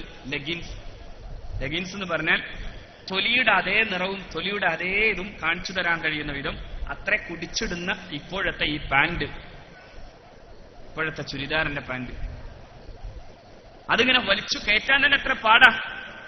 സ്വാഭാവികമായും ശരീരത്തിന്റെ ഇത് തിങ്ങിക്കൂടി അത് വലിയ അർത്ഥത്തിൽ വലിയ പ്രശ്നങ്ങൾ ശാരീരികമായി ഉണ്ടാക്കുമെന്ന് ബോധ്യമുണ്ടായിട്ട് പോലും അതാരോ ധരിച്ചു എന്നതിന്റെ പേരിൽ നീ ധരിക്കുകയാണ്. അതാരോ കൊണ്ടു നടന്നു എന്നതിന്റെ പേരിൽ നീ കൊണ്ടു നടക്കുകയാണ്. മറ്റുള്ളവർ ഇട്ടു എന്നതിന്റെ പേരിൽ നീ അതിനേക്കാളേറെ ഇടുകയാണ്. നീ അങ്ങനെ ആയി മാറുകയാണ്. അതാ ഞാൻ പറഞ്ഞത്, അവരെങ്ങാനും ഉടുമ്പിന്റെ പൊത്തിൽ പ്രവേശിച്ചാൽ അതിന്റെ പിന്നാലെ നിങ്ങളും കടക്കുമെന്ന് മുഹമ്മദ് നബി സ്വല്ലല്ലാഹു അലൈഹി വസല്ലം. നിങ്ങളെന്ന് നന്നാവും.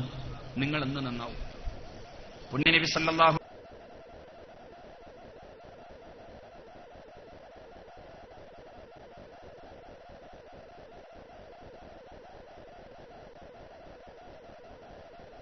അലൈഹി വസല്ലം പറഞ്ഞു,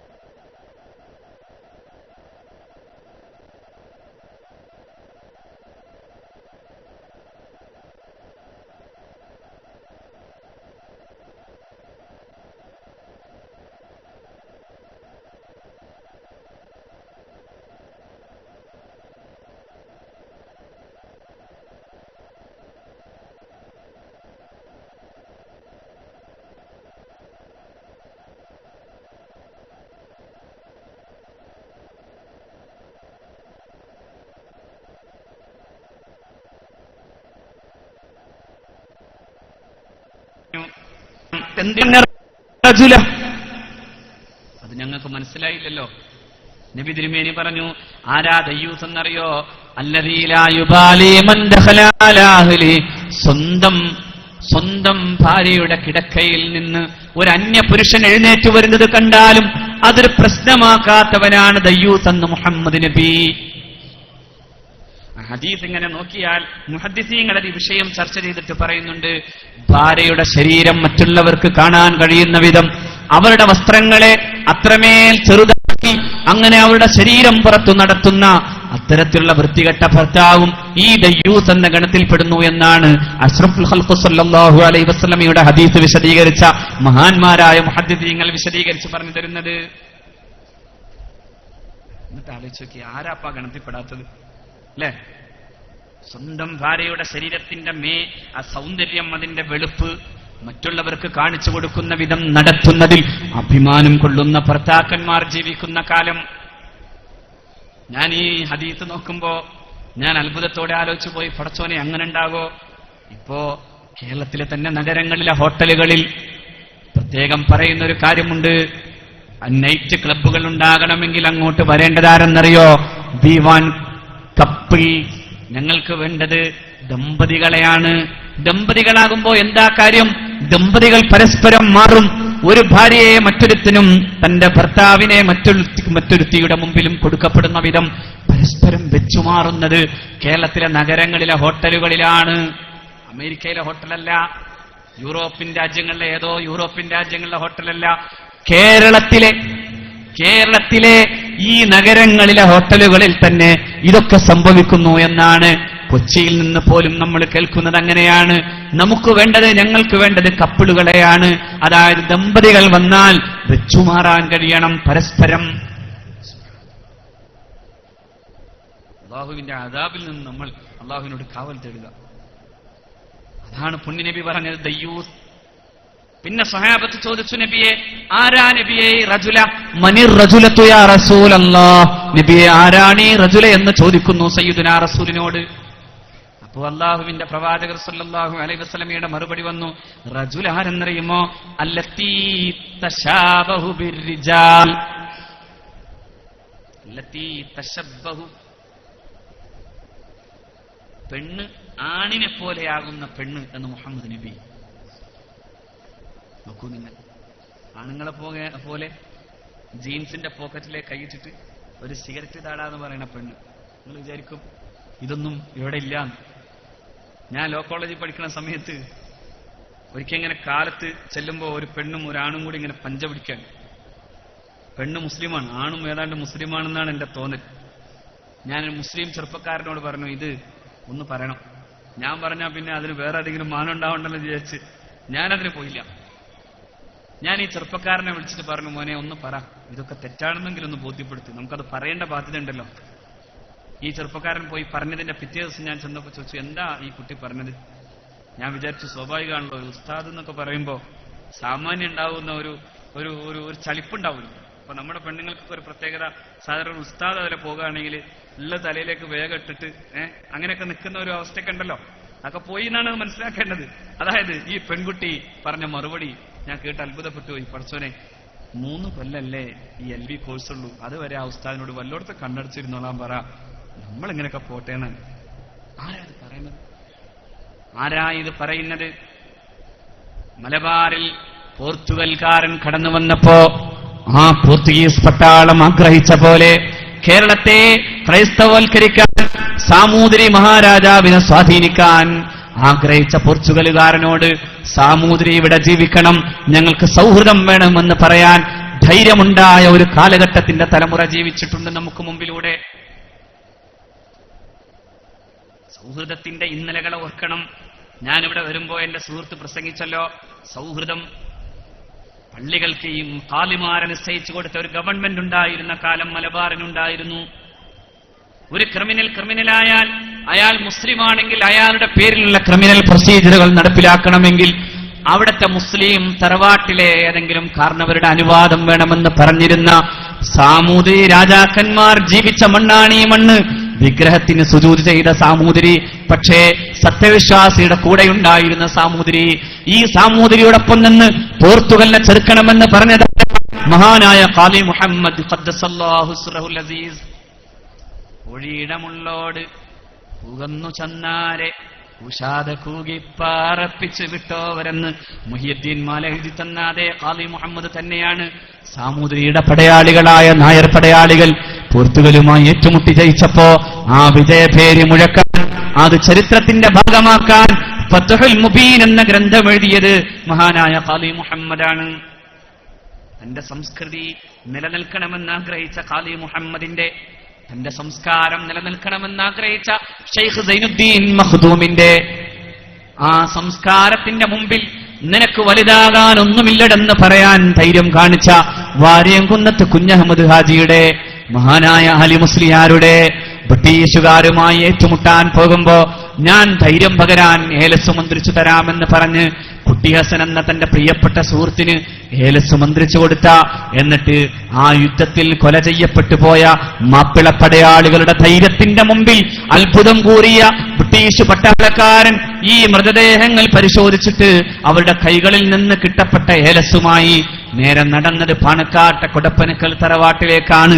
അന്നത്തെ കൊടപ്പനക്കലിന്റെ നായകൻ മഹാനായ പാണക്കാട് സയ്യിദ് ഹുസൈൻ ആറ്റക്കോയ തങ്ങളോട് മുസ്ലിമായ മലയാളിയായ ബ്രിട്ടീഷ് ഉദ്യോഗസ്ഥൻ പറയുന്നുണ്ട്, പ്രിയപ്പെട്ട തങ്ങളെ അങ്ങൊന്ന് മാറ്റിപ്പറഞ്ഞാൽ മതിയാകുമായിരുന്നു. കുട്ടി ഹസൻ ഇവിടെ വന്നത് രോഗശമനത്തിന് വേണ്ടി പ്രാർത്ഥിക്കാനാണെന്ന് പറഞ്ഞാൽ അങ്ങേ അറസ്റ്റ് ചെയ്യാതിരിക്കാമായിരുന്നു ബ്രിട്ടീഷ് ഗവൺമെന്റിന്, അങ്ങൊന്ന് മാറ്റിപ്പറയുമോ തങ്ങളെ എന്ന് പറയുമ്പോ ആ തങ്ങളുടെ വർത്തമാനം വന്നത് ഇങ്ങനെയാണ്: സുനസ്തമിക്കാത്ത സാമ്രാജ്യത്തോട് ഏറ്റുമുട്ടാൻ, എന്റെ സംസ്കാരവും എന്റെ മണ്ണും പിടിച്ചടക്കാൻ വേണ്ടി വന്ന ബ്രിട്ടീഷുകാരനോട് ഏറ്റുമുട്ടാൻ കുട്ടി ഹസനെ പ്രേരിപ്പിച്ചത് ഞാനാണ്, കുട്ടി ഹസൻ ഏലസ് മന്ത്രിച്ചു കൊടുത്തത് ഞാനാണ്, മാറ്റിപ്പറയില്ല ഈ സയ്യിദ് ഹുസൈൻ ആറ്റക്കോയ എന്ന് പറഞ്ഞു. സയ്യിദ് ഹുസൈൻ ആറ്റക്കോയ തങ്ങൾ, പാണക്കാട് സയ്യിദ് ഹുസൈൻ ആറ്റക്കോയ തങ്ങൾ നബ്ബറല്ലാഹു മർഖദ അറസ്റ്റ് ചെയ്ത് കൊണ്ടുപോയി. പോകുമ്പോ നിസ്കരിക്കണമെന്ന് തോന്നിയപ്പോ ട്രെയിൻ തന്നെ നിന്നുപോയി. വുളൂ ചെയ്ത് നിസ്കരിച്ചു. ഇന്ന് വേലൂർ ബാഖിയാത്തിന്റെ തൊട്ടടുത്ത് സയ്യിദ് ഹുസൈൻ ആറ്റക്കോയ തങ്ങളുണ്ട്. ഞാൻ പലപ്പോഴും പ്രസംഗിക്കാറുണ്ട്.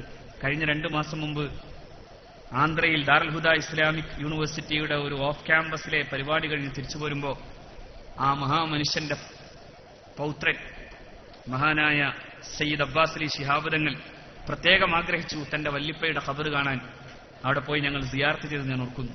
സയ്യിദ് ഹുസൈൻ ആറ്റക്കോയ തങ്ങൾ നബ്ബറല്ലാഹു മർഖദ. ഇങ്ങനത്തെ പടയാളികൾ ജീവിച്ച മണ്ണ്, ആ മണ്ണിലാണ് നാം സംസ്കാരത്തിന്റെ, ഇസ്ലാമികമായ സാംസ്കാരിക ബോധത്തെ മുഴുവനും നശിപ്പിച്ചു കളയുന്നത്.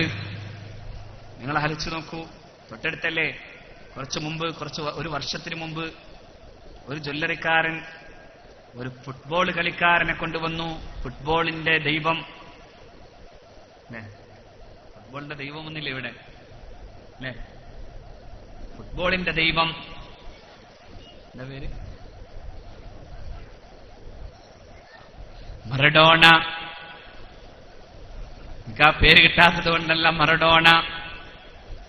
മറഡോണയുടെ കൂടെ നിന്ന് തുള്ളിക്കളിച്ച് ശരീരം പുറത്തുകാട്ടി നടന്ന് എല്ലാ നാണംകെട്ട ഏർപ്പാടുകളുടെയും കൂടെ നിന്നിരുന്നൊരു പെണ്ണ്, പേര് പറയണ്ടല്ലേ, അവളോടൊപ്പം നിന്ന് തുള്ളിയത് കേരളത്തിലെ മലബാറിൽ നിന്ന് പോയ 10,000-കണക്കിന് ചെറുപ്പക്കാരാണ്. ഈ പന്തുകളിക്കാരൻ പൊട്ടന്റെ കൂടെ നിന്ന് തുള്ളിയ പെണ്ണിന്റെ കൂടെ തുള്ളാനെ വാര്യംകുന്നത്ത് കുഞ്ഞഹമ്മദ് ഹാജിയുടെ പാരമ്പര്യത്തിൽ ജനിച്ച ഖാലി മുഹമ്മദിന്റെ പൈതൃകത്തിൽ ജനിച്ച നിനക്ക് സാധിച്ചു എങ്കിൽ പിന്നെ നീ എന്ത് സംസ്കാരത്തിന്റെ വിധാതാവാണ് അല്ലേ? ആലോചിച്ചോക്കെ. ഇങ്ങനെ പോയിട്ട് നമുക്കെന്ത് നേടാൻ സാധിക്കും? ഒരു കാര്യം നിങ്ങൾ ആലോചിക്കണം. ഇതൊക്കെ പോയാൽ അല്ലാഹു റബ്ബുൽ ഇസ്സത്തിന്റെ ശിക്ഷയുടെ മുമ്പിൽ നമുക്ക് എന്തു ചെയ്യാൻ സാധിക്കും? അല്ലാഹുവിന്റെ ഒരു ചോദ്യമുണ്ട്. അവലം യറൗ ഇലാ മാ ബൈന ഐദീകും വമാ ഖൽഫകും മിനസ് സമാവാതി വൽ അർള്. മുമ്പിലും പിന്നിലും നിങ്ങൾക്ക് മുമ്പേ നടന്നുപോയ ചരിത്രത്തിലെയും ഇപ്പോ നടക്കുന്ന ചരിത്രത്തിലെയും ചില കാര്യങ്ങളെക്കുറിച്ച് നിന്റെ ചിന്തിക്കാതെ പോകുന്നു. അവലം യറൗ ഇലാ മാ ബൈന ഐദീഹിം വമാ ഖൽഫഹും. അവരുടെ പിന്നിലും മുമ്പിലും നടന്ന ചരിത്രങ്ങൾ എവിടെ നിന്നൊക്കെ ഉണ്ടായത്? ഭൂമിയിലും ആകാശത്തും ഉണ്ടായ ചരിത്രങ്ങൾ. എന്നിട്ട് അള്ളാഹു പറയുന്നുണ്ട്, അള്ളാഹ് ഉദ്ദേശിച്ചാൽ അല്ലാഹു ഉദ്ദേശിച്ചാൽ നുസ്തത് അലൈഹിം കിസഫം മിനസ് സമായി, ആകാശത്തിന്റെ അടരുകൾ ഭൂമിയിലേക്ക് എറിഞ്ഞിടാൻ അല്ലാഹുക്ക് പറ്റും. ഉദ്ദേശിച്ചാൽ ആകാശത്തിന്റെ അടരുകൾ ഭൂമിയിലേക്ക് അല്ലാഹുവിനെ ഇങ്ങനെ പറിച്ചിടാം. വനഖ്സിഫ് അലൈഹിമുൽ അർള വനഖ്സിഫ് ബിഹിമുൽ അർള, ഭൂമിയെ അവരുടെ മേലങ്ങ് കീഴ്പ്പെടുത്തി കളയാനും ഭൂമിയെ താഴ്ത്തിക്കളയാനും പടച്ചവന് സാധിക്കും. അവസാന നാളിന്റെ പ്രത്യേകതയിൽ ഒന്നല്ലാൻ റസൂൽ പറയുന്നത് ലാൻഡ് സ്ലിപ്പാണ്. അതായത് ഭൂമി ഇങ്ങനെ നോക്കി നിൽക്കേ അങ്ങ് താന്നുപോകും. ഈ 2 മാസം മുമ്പാണ് ആലുവയിൽ 3 നില കെട്ടിടം, മുസ്ലിം സഹോദരന്മാർ പാർത്തിരുന്ന ആ കെട്ടിടം ഒറ്റടിക്കങ്ങ് പോയി. ആ കെട്ടിടത്തിനുള്ളിലുണ്ടായിരുന്ന പ്രിയപ്പെട്ട സഹോദരന്മാർ മരിച്ചു. ഒരു പാവം ഒരു കൊച്ചുമോൻ, 12 വയസ്സുള്ള ചെറിയ ഒരു കൗമാരക്കാരൻ ഈ വീട് ഇളകുന്നത് കണ്ടപ്പോൾ പുറത്തു ചാടി. അവൻ മാത്രം രക്ഷപ്പെട്ടു. എല്ലാവരും മരിച്ചു. ആ കുടുംബം ഒന്നടങ്കങ്ങ് മരിച്ചു. അള്ളാഹു ആ ഖബർ വിശാലമാക്കി കൊടുക്കട്ടെ. അള്ളാഹു മഗ്ഫിറത്തും മർഹമത്തും കൊടുക്കുമാറാകട്ടെ. പക്ഷെ ഒരു വീടങ്ങ് താഴ്ന്നുപോയി. ഭൂമി അങ്ങ് താഴ്ത്തിക്കളയും പടച്ചോൻ. ആകാശത്തിന്റെ അടരുകൾ നാം അവരുടെ മേലേക്ക് ഇട്ടേക്കും എന്ന് പടച്ചറപ്പ്. കഴിഞ്ഞ 2 വർഷങ്ങൾക്ക് മുമ്പ് ഉത്തരാഖണ്ഡിലുണ്ടായ മഴ പ്രളയമായി മാറിയപ്പോ ശാസ്ത്രകാരന്മാർ പറഞ്ഞു അതൊരു പ്രത്യേക പ്രതിഭാസമാണ്. അതിന്റെ പേരെന്തറിയോ? എന്താ അതിന്റെ പേര്? മലയാളത്തിൽ മേഘഗർജനം എന്നാണ്. ക്ലൗഡ് ബ്ലാസ്റ്റ് എന്നാണ്. Cloud blast. മേഘം പൊട്ടി വീഴാണ്. ആ ദുരന്തത്തിന്റെ മഴയുടെ മുമ്പിൽ ആർക്കും പിടിച്ചേക്കാൻ കഴിഞ്ഞില്ല. കശ്മീർ ഇന്നൊരു ദുരന്ത ഭൂമിയായി. ശ്രീനഗർ ഇന്ന് മഴക്കെടുതി കൊണ്ട് കെട്ടിടങ്ങൾ മുഴുവനും മുങ്ങി ഒരു ശ്മശാന ഭൂമി പോലെ ഇങ്ങനെ കിടക്കുകയാണ്. വല്ലാത്തൊരു ദുരന്തമാണ് കശ്മീരിൽ സംഭവിച്ചത് എന്നാണ് ഇപ്പോ ഞാനിവിടെ വരുമ്പോ എന്റെ മുമ്പിൽ ഒരു സുഹൃത്തും കൂടി പറഞ്ഞത്. അത്ര ഭീകരം. നിങ്ങൾ ആലോചിച്ചോളൂ, മേഘം പൊട്ടി വീഴാൻ സമയം വേണ്ട ഉടമസ്ഥൻ. ആകാശത്തിന്റെ അടരുകൾ ഇങ്ങോട്ടിടാം. നമുക്ക് തോന്നിയേക്കാം നമുക്ക് അള്ളാഹു അനുഗ്രഹം ചെയ്തിരിക്കല്ലേ, ഒരുപാട് സമ്പത്ത്. പഴയ കാലത്തെ അവസ്ഥയല്ല. അരി പിരിച്ച് കൊണ്ടുപോയി കൊടുത്ത് മദ്രസ ഉണ്ടാക്കിയിരുന്ന നാം, തന്റെ ഉസ്താദിന് പാർക്കാൻ ഒരു പുരയിടമുണ്ടാക്കാൻ പോലും തന്റെ കയ്യിലുണ്ടായിരുന്ന തേങ്ങ കൊണ്ട് പിരിച്ചു നടന്നിരുന്ന നാം അല്ലേ? അങ്ങനെ ജീവിച്ച നമുക്കിന്ന് അതിന്റെ ഒന്നും ആവശ്യമില്ല. 1 കോടി രൂപ മുടക്കുന്ന ഒരു മഹാനായ മനുഷ്യൻ, ഗൾഫിൽ നിന്ന് ഇങ്ങനെ കോടികൾ വരുന്നു. ദിവസം ഇങ്ങനെ ബാങ്കിൽ പോയി ഇങ്ങനെ മാറുന്നു ചെക്കുകൾ. കൊച്ചുകുട്ടിയുടെ കയ്യിൽ പോലും ഏറ്റവും സൗകര്യമുള്ള സാംസങ്ങിന്റെ ഫോണുകൾ കയ്യിലിരിക്കുന്നു. എല്ലാവിധ ആൻഡ്രോയിഡ് സജ്ജീകരണങ്ങളും കയ്യിലേന്തി കൊച്ചുകുട്ടി അവന്റെ കയ്യിലുള്ള മൊബൈൽ ഫോണുമായി നടക്കുന്നു. സംസ്കാരം എന്ന് പറയുന്നത് നമുക്ക് നഷ്ടപ്പെട്ട് ഇല്ലാതാകുന്നു.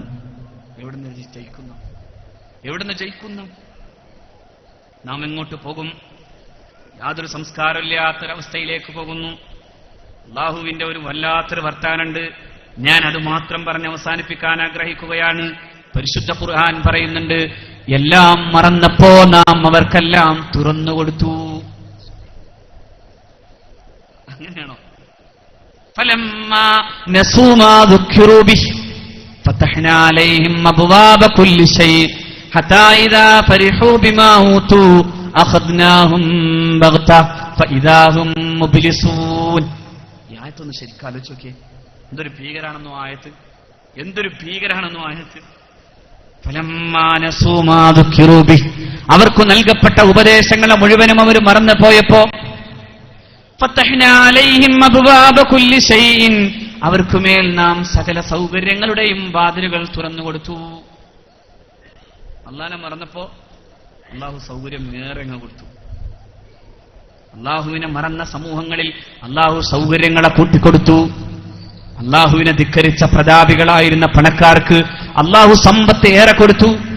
സയ്യിദുനാ മൂസ നബി അലൈഹി സ്വലാത്തു വസ്സലാമിനെ എതിർത്ത ഒരു പണക്കാരന് അല്ലാഹു സമ്പത്ത് കൊടുത്തതിന്റെ കണക്ക് പറഞ്ഞാൽ പടച്ചറപ്പ് തന്നെ പറയുന്നത് ഇങ്ങനെയാണ്, വആതൈനാഹു മിനൽ കുനൂസി മാ ഇന്ന മഫാത്തിഹഹു ലതനൂ ബിൽ ഉസ്ബതി ഉലിൽ ഖുവ്വ.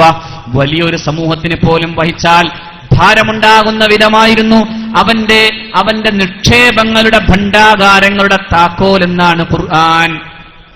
ആരുടേത്? ഖാറൂൻ. അയാൾ ഉപദേശിച്ച ആളുകൾക്ക് മുമ്പിലെല്ലാം അയാൾ പറഞ്ഞു, ഇതെല്ലാം എന്റെ ജ്ഞാനം കൊണ്ട് ലഭ്യമാണ്, ഇതെല്ലാം മൂസയോടോ മൂസയുടെ സമൂഹത്തോടോ ഉള്ള പ്രതിബദ്ധതയില്ല, മൂസ എന്ന ഗുരുനാഥനോട് എനിക്ക് പ്രതിബദ്ധതയില്ല, മൂസയുടെ സമൂഹത്തോട് എനിക്ക് പ്രതിബദ്ധതയില്ല, എനിക്ക് ലഭ്യമായതെല്ലാം എന്റെ ജ്ഞാനം കൊണ്ട് ലഭിക്കപ്പെട്ടതാണ്, അതുകൊണ്ട് ഞാൻ ഇങ്ങനെ പോകൂ എന്ന് പറഞ്ഞു ഖാറൂൻ. ആ സമൂഹത്തിന്റെ മുമ്പിൽ ആധിപത്യം നേടാൻ, സയ്യിദുനാ മൂസ നബി അലൈഹി സ്വലാത്തു വസ്സലാമിന്റെ ജനതയുടെ മുമ്പിൽ ആധിപത്യം നേടാൻ വേണ്ടി മാത്രം ഖാറൂൻ ഒരു യാത്ര നടത്തി എന്ന് പോലും അല്ലാഹു റബ്ബുൽ ഇസ്സത്ത് പറഞ്ഞു തരുന്നു. ഒരു യാത്ര. ആ യാത്രയുടെ കഥ പറയുമ്പോൾ മുഫസ്സിരീങ്ങൾ മുഴുവൻ പറയുന്നുണ്ട്, അന്ന് കിട്ടാവുന്ന ഏറ്റവും മുന്തിയ വാഹനത്തിലായിരുന്നു ഖാറൂൻ യാത്ര ചെയ്തത്. അദ്ദേഹത്തിന്റെ കൂടെ 10,000 അനുയായികൾ ഉണ്ടായിരുന്നു. അയാൾ ആഡംബരപൂർവ്വം യാത്ര ചെയ്തപ്പോ അയാളുടെ ഈ ആഡംബര യാത്രയുടെ മുമ്പിലിരുന്ന് ആളുകൾ പറയാൻ തുടങ്ങി, എന്തൊരു വല്ലാത്തൊരു ഭാഗ്യമാണ് ഖാറൂന് കിട്ടിയത്, ഇയാളെപ്പോലെ സമ്പന്നനായിരുന്നുവെങ്കിൽ ഇയാൾക്കെന്തൊരു വല്ലാത്ത ഓഹരിയാണ് അല്ലാഹു കൊടുത്തത്, ഇയാളാണല്ലോ കേമൻ എന്ന് പറയാൻ തുടങ്ങി എന്നാണ്. അങ്ങനെ പറഞ്ഞു, യാ ലൈതലനാ മിസ്ല മാ ഊതിയ ഖാറൂൻ ഇന്നഹു ലദൂ ഹള്ളിൻ അളീം. യാ ലൈതലനാ മിസ്ല മാ ഊതിയ ഖാറൂൻ, ഖാറൂന് കിട്ടിയതുപോലെ നമുക്കും കിട്ടിയിരുന്നുവെങ്കിൽ ഇന്നഹു ലദൂ ഹള്ളിൻ അളീം, ഇയാളല്ലേ കേമൻ. ആ യാത്ര നടന്നപ്പോ അതിന്റെ പിന്നാലെ കൂടി മറ്റൊരു യാത്ര നടന്നു. എന്നിട്ട് അവര് പറഞ്ഞു, ഇതല്ല ശരി, ഇത് ശരിയല്ല, ഇത് ശരിയല്ല. ഖാലല്ലദീന ഊത്തുൽ ഇൽമ വൈലക്കും സവാബുല്ലാഹി ഖൈറുൽ ലിമൻ ആമന വഅമില സ്വാലിഹാ. പണ്ഡിതന്മാരായ പറ്റമാടുകൾ പറയാൻ തുടങ്ങി, ഇത് നാശമാണ്, ഇത് നാശമാണ്. ഖാറൂന്റെ ഫിലോസഫി നാശത്തിന്റേതാണ്, ഇത് ഗുരുത്വമില്ലാത്ത ഫിലോസഫിയാണ്. അതുകൊണ്ട് ആ ഫിലോസഫി ഉണ്ടാക്കിയെടുത്ത ധനം, ആ ധനം ആത്യന്തികമായ ധനമല്ല, നാളെ അല്ലാഹു തരാനിരിക്കുന്ന വലിപ്പമാണ് വലുത്. ഖൈറുൻ ലിമൻ ആമന വഅമില സ്വാലിഹാ, അല്ലാഹു തരാനിരിക്കുന്നതാണ് വലുത്. അത് പറയാൻ ഒരു പറ്റാളുകൾ അതിന്റെ പിന്നാലെ. അങ്ങനെ ബനു ഇസ്രായേലിൽ അങ്ങനെ ഒരു യാത്ര നടന്നതായി അല്ലാഹു പറയുന്നു. സമ്പത്ത് ഒന്നിന്റെയും മാനദണ്ഡമല്ല. ഇവിടെ അല്ലാഹു തന്നെ പറഞ്ഞു, ഫതഹ്നാ അലൈഹിം അബ്വാബ കുല്ലി ശൈഇൻ, സകല വാതിലും തുറന്നു കൊടുത്തു, സകല വാതിലും. നിങ്ങൾ ആലോചിച്ച് നോക്കിയേ, ലോകത്തെ ഏറ്റവും വലിയ സമ്പന്ന രാഷ്ട്രങ്ങളിൽ പ്രധാനപ്പെട്ടതാണ് ജപ്പാൻ, അല്ലെ? മടുത്തോ? ജപ്പാൻ ഏറ്റവും സമ്പന്ന രാജ്യങ്ങളിലൊന്നാണ്. ജപ്പാൻ ഒരു പ്രോഡക്റ്റ് ഉണ്ടാക്കിയാൽ ആ പ്രോഡക്റ്റിന് പിന്നെ തമാശ അറിയാ സനത് ചോദിക്കാറില്ല. എന്താ കാരണം വെച്ചാൽ അതിന്റെ ആവശ്യമില്ല, അതിന്റെ ഒരു ആവശ്യമില്ല. അതിന്റെ വാറന്റി ഗ്യാരണ്ടി പേപ്പറുകളൊന്നും ചോദിക്കാറില്ല. കാരണം അത്ര വിശ്വസ്തമാണ്, അത്ര ടെക്നോളജിക്കൽ അവർ വളർന്നു നിന്നിരുന്നു എന്നതാണ് സത്യം. പക്ഷെ ചൈന ഒരു സാധനം കൊണ്ടത് നമ്മളെന്താ പറയാ, വെറുതെ തന്നാലും വേണ്ടാതാണ്. കാരണം അതിന്റെ അവസ്ഥ അതാണ്. ഇനി അതിനെന്ത് തെളിവ് കൊണ്ടുവന്നാലും വേണ്ട, കാരണം എന്താ വെച്ചാൽ അതിന്റെ അവസ്ഥ അതാണ്. നോക്കൂ, എല്ലാ സൗകര്യവും ജപ്പാന് കൊടുത്തിരുന്നു. പക്ഷേ നാം കണ്ടതല്ലേ ആ ജപ്പാന്റെ ഭാഷയിൽ തന്നെ പറയാറുള്ള സുനാമി, ആ ജപ്പാന്റെ കടൽ തീരങ്ങളിലൂടെ കടന്നു പോയപ്പോ, ജലങ്ങൾ കുമിഞ്ഞുകൂടിയപ്പോ ആ കബന്ധങ്ങൾ കൊണ്ടുപോയി സംസ്കരിക്കാൻ പോലും ലോകത്തെ സമ്പന്ന രാജ്യങ്ങളിൽ പ്രധാനപ്പെട്ട ജപ്പാന് സാധിച്ചില്ലെന്ന് മാത്രമല്ല, ലോകത്തെ വൻ രാഷ്ട്രങ്ങൾ മുഴുവൻ സഹായിച്ചിട്ട് പോലും എന്തു ചെയ്യണമെന്നറിയാതെ നിന്നുപോയി ജപ്പാൻ. ആണവ റിയാക്ടറുകളിൽ നിന്ന് വന്ന അണുസ്ഫുരണങ്ങളെപ്പോലും പിടിച്ചു നിർത്താൻ ജപ്പാന് സാധിക്കാതെ പോയി. ജപ്പാൻ കബന്ധങ്ങളുടെ കുമിഞ്ഞ ശ്മശാന ഭൂമിയായി മാറി. ഒറ്റപ്പെടുത്തം പിടിക്കും. അന്നേരം ഒന്നും ചെയ്യാൻ നമുക്ക് സാധിക്കൂല, ഒന്നും ചെയ്യാൻ. അപ്പൊ ഈ സൗകര്യങ്ങളല്ല. ഞാൻ പറഞ്ഞു വന്നതിന്റെ ഏറ്റവും പ്രധാനപ്പെട്ട കേന്ദ്രം ഇതാണ്. മുസ്ലിം നീ അവന്റെ സംസ്കാരത്തെ എന്താണോ പഴയ കാലത്തിന്റെ പ്രതാപമായി, എന്താണോ ഇന്നലകളുടെ പ്രൗഢിയായി നാം കണ്ടത്, ആ പ്രൗഢി തിരിച്ചു വരണം. അത് മറ്റൊന്നുമല്ല, അവന്റെ ഈമാൻ തന്നെ. അവന്റെ ഈമാൻ അള്ളാഹു നമുക്ക് തരട്ടെ, അള്ളാഹു അത് നമുക്ക് തരട്ടെ. നമ്മൾ പാരമ്പര്യത്തിന്റെയും ഇന്നലകളുടെയും വഴി തന്നെ സ്വീകരിക്കുക. മഹാന്മാരായ ഇന്നലകളിലെ പണ്ഡിത വരണ്യന്മാർ, ഔലിയാക്കൾ, സാദാത്യങ്ങൾ. എന്തേ കേരളത്തിന് ഇത്ര വലിയ മെച്ചുണ്ടായത്? ഞാൻ ഉറച്ചു പറയുന്നു, മുഅ്മിനീങ്ങളായ ഉലമായിനെയും സാദാത്യങ്ങളെയും ഇത്രയേറെ സ്നേഹിച്ച ഒരു നാട് വേറില്ല. ഇന്ത്യയിലെ മറ്റു പ്രദേശങ്ങളിൽ ഇങ്ങനെ കാണാനില്ല. ഞാൻ പശ്ചിമ ബംഗാളിൽ പോയി, ബംഗാളിലൊരു പള്ളിയിൽ പോയി ഇങ്ങനെ സുജൂദി കിടക്കുമ്പോൾ ആലോചിച്ച്, പഠിച്ചവനെ, മണ്ണാണ് ഇവിടെ, മണ്ണ്. സിമെന്റ് ഇട്ടിട്ടില്ല എന്നല്ല, മണ്ണിന്റെ തറയാണ്. നമ്മളിന്ന് മാർബിൾ തറയിൽ അത് പോരാതെ തോന്നിയപ്പോ അതിന്റെ മുകളിൽ വിലപിടിപ്പുള്ള ഒരു നല്ല കാർപ്പറ്റ് ഇട്ടിട്ട് നന്നായി ഇങ്ങനെ മൃദുലമായ കാർപ്പറ്റിൽ സുജൂദ് ചെയ്തതിന്റെ ആനന്ദം കൊണ്ടവരാണ് നാം. ബംഗാളിലെ പള്ളിയിൽ സിമന്റിന്റെ തറയിലല്ല സുജൂദ് ചെയ്യേണ്ടി വരുന്നത്. അവർ പരുക്കനിട്ട് മണ്ണ് പൊടിഞ്ഞു നിൽക്കുന്ന ആ തറയിൽ സുജൂദിൽ കിടക്കുമ്പോൾ ഞാൻ ആലോചിച്ചു പോയി, അല്ലാഹ്, സയ്യിദ് അബ്ദുറഹ്മാൻ ബാഫഖിയും സയ്യിദ് PMS പൂക്കോയത്തങ്ങളും മഹാനായ കണ്ണിയത്ത് ഉസ്താദും ശംസുൽ ഉലമയും ഒക്കെ ഈ ഉമ്മത്തിന്റെ നേതൃത്വമായി ജീവിച്ചു പോയില്ലായിരുന്നുവെങ്കിൽ, ഈ സമുദായത്തിനൊരു സംഘബോധം പഠിപ്പിക്കപ്പെട്ടില്ലായിരുന്നുവെങ്കിൽ, ഈ സമുദായത്തിന് മതനേതൃത്വമില്ലായിരുന്നുവെങ്കിൽ, ഈ സമുദായത്തിന് അഹ്ലുസുന്നത്തി വൽ ജമാഅയുടെ പരിശുദ്ധമായ പാഠങ്ങൾ പഠിപ്പിക്കപ്പെട്ടില്ലായിരുന്നുവെങ്കിൽ ചിന്നിച്ചിതറി ഇടയനില്ലാത്ത ആട്ടിൻകുട്ടങ്ങളെ പോലെ നമ്മൾ ആകുമായിരുന്നു. അല്ലേ? ബാഫഖി തങ്ങൾ സയ്യിദാണെന്ന് പഠിപ്പിക്കാൻ ആർക്കാ പറ്റുക? കേരളത്തിലെ മറ്റെല്ലാ അവാന്തര വിഭാഗത്തിലും പറയാനുള്ളത് ബാഫഖി തങ്ങൾ എന്ത് സയ്യിദ്? കാരണം സയ്യിദ് എന്ന് പറയുന്നത് അത് കർബലയിൽ അവസാനിച്ചത് ഒരു പറ്റും, അങ്ങനെയും കൂടി ഇല്ലാന്ന് മറ്റൊരു പറ്റും. ആര് പറയും അത്? സയ്യിദ് അബ്ദുറഹ്മാൻ ബാഫഖി തങ്ങളെ അഷ്റഫുൽ ഖൽക്കിന്റെ പേരക്കുട്ടിയായി കാണണമെങ്കിൽ സുന്നി ജീവിക്കണം. അല്ലെ? PMS പൂക്കോയത്തങ്ങളെ പുണ്യറസൂലിന്റെ പരിശുദ്ധ കുടുംബത്തിലെ പുണ്യറസൂലിന്റെ പേരക്കുട്ടിയാണെന്ന് പറയാൻ ആർക്ക് പറ്റണം? സുന്നി ജീവിക്കണം. ആ പരിശുദ്ധ കുടുംബത്തിൽ നിന്ന് വേണം ഞങ്ങൾക്ക് ഈ പള്ളിയുടെ മുറ്റത്ത് വന്ന് ആ മനുഷ്യന്റെ സുജൂദ് കൊണ്ട് തുടങ്ങണം ഞങ്ങളുടെ പള്ളിയുടെ ഉദ്ഘാടനമെന്ന് ചിന്തിക്കുന്നത് ഈ സമുദായത്തിൽ നൽകപ്പെട്ട സംസ്കാരത്തിന്റെ പൈതൃകമാണ്. അത് നിലനിൽക്കണം. ആ പാരമ്പര്യം നിലനിൽക്കണം. ഞാൻ വിടുമ്പോ ഒരു പ്രവർത്തകൻ എന്ന നിലയിൽ എന്റെ പ്രിയപ്പെട്ട സംഘടനയുടെ ഈ കാണുന്ന ഈ ഫ്ലെക്സ് കണ്ട് ഞാൻ സന്തോഷത്തോടെ പറയുന്നു, ഈ സംസ്കാരം നിലനിൽക്കണം. ഈ പാരമ്പര്യവും ഈ പൈതൃകവും ഇവിടെ ഉണ്ടാകണം. കണ്ണിയത്ത് ഉസ്താദിലും ശംസുൽ ഉലമയിലൂടെയും കടന്നു വന്ന പൈതൃകത്തെ നെഞ്ചോടടക്കി പിടിച്ച് ഞങ്ങൾക്ക് പറയാൻ സാധിക്കണം. ഈ കേരളീയ മുസ്ലിം നവോത്ഥാനത്തിന് ഈ വലിപ്പമുണ്ടാക്കാൻ കാരണം ഞങ്ങൾ തന്നെയാണ്, നാം തന്നെയാണ്. ഈ പാരമ്പര്യം നിലനിൽക്കേണ്ടത്, ഈ വിളക്കുകൾ തിരിച്ച് അടുത്ത തലമുറയിലേക്ക് കൊടുക്കേണ്ടത് എന്റെ പണിയാണെന്ന് നമ്മൾ ഓരോരുത്തരും പറയണം. അല്ലാഹു നിലനിർത്തട്ടെ. ആ പാരമ്പര്യം നിലനിൽക്കുക. അല്ലാതെ നമ്മൾ ലെഗിന്റെ പാരമ്പര്യത്തിലേക്ക് പോകരുതെന്ന് പ്രിയപ്പെട്ട സഹോദരിമാരോട് പ്രത്യേകം ഉണർത്തി. പരിശുദ്ധമായ ഇസ്ലാമിന്റെ സൗഹൃദവും നന്മയും സംസ്കാരവും അതായിരിക്കണം ഈ പള്ളിയുടെ വെളിച്ചമാകേണ്ടത് എന്ന് പ്രത്യേകം ഉണർത്തി. അല്ലാഹു അത് നിലനിർത്തട്ടെ എന്ന് ദുആ ചെയ്ത്, അർഹമുർ-റാഹിമീനായ റബ്ബേ, ഈ പരിശുദ്ധ മസ്ജിദിനു വേണ്ടി പണിയെടുത്തവരെ നീ സഹായിക്കണേ അല്ലാഹ്. അവരുടെ രോഗങ്ങൾ, പ്രശ്നങ്ങൾ നീ സഹായിക്കണേ തമ്പുരാനെ. റഹ്മുർ-റാഹിമീനായ അല്ലാഹ്, ഈ പരിശുദ്ധ മസ്ജിദിനു വേണ്ടി എന്തു ചെയ്താലും അതെല്ലാം നീ സ്വർഗത്തിലേക്കുള്ള വരവാക്കണേ റഹ്മാനെ. റഹ്മുർ-റാഹിമീനായ റബ്ബേ, അതിനുവേണ്ടി കോടികൾ ചെലവഴിച്ച സുഹൃത്തിന് ആ സഹോദരന്റെ ഖബറിൽ, അതുപോലെ അതിനുശേഷമുള്ള ജീവിതത്തിൽ, അവസാനം സ്വർഗത്തിൽ നീ കൊട്ടാരം പണിതു കൊടുക്കണേ തമ്പുരാനെ. അല്ലാഹുവേ, പള്ളിയുടെ വെളിച്ചത്തിന് അതിന്റെ അകത്തലങ്ങളിൽ നിന്നെ ഓർക്കാനും നിന്നെ നമസ്കരിക്കാനും നിനക്ക് സുജൂദ് ചെയ്യാനും ഞങ്ങളുടെ ചെറുപ്പക്കാർക്കുൾപ്പെടെ ഞങ്ങളുടെ കുഞ്ഞുമക്കൾക്കുൾപ്പെടെ ഒരു സംസ്കാരം നീ നിലനിർത്തി തരണേ അല്ലാഹ്. ഈ ചുറ്റുവട്ടവും പ്രകാശിതമാക്കണേ റബ്ബേ. ഈ നാടിന് നീ സൗഹൃദം കൊടുക്കണേ അല്ലാഹ്. എല്ലാ മതവും സംസ്കാരവും ഒരു പൂക്കളെപ്പോലെ, പൂന്തോട്ടത്തിലെ പൂക്കളെപ്പോലെ ജീവിക്കാൻ ഈ നാടിന് നീ സൗഹൃദം നൽകണേ തമ്പുരാനെ. അർഹമുർ-റാഹിമീനായ രക്ഷിതാവേ, ഞങ്ങൾക്ക് നീ സമാധാനം നൽകു തമ്പുരാനെ.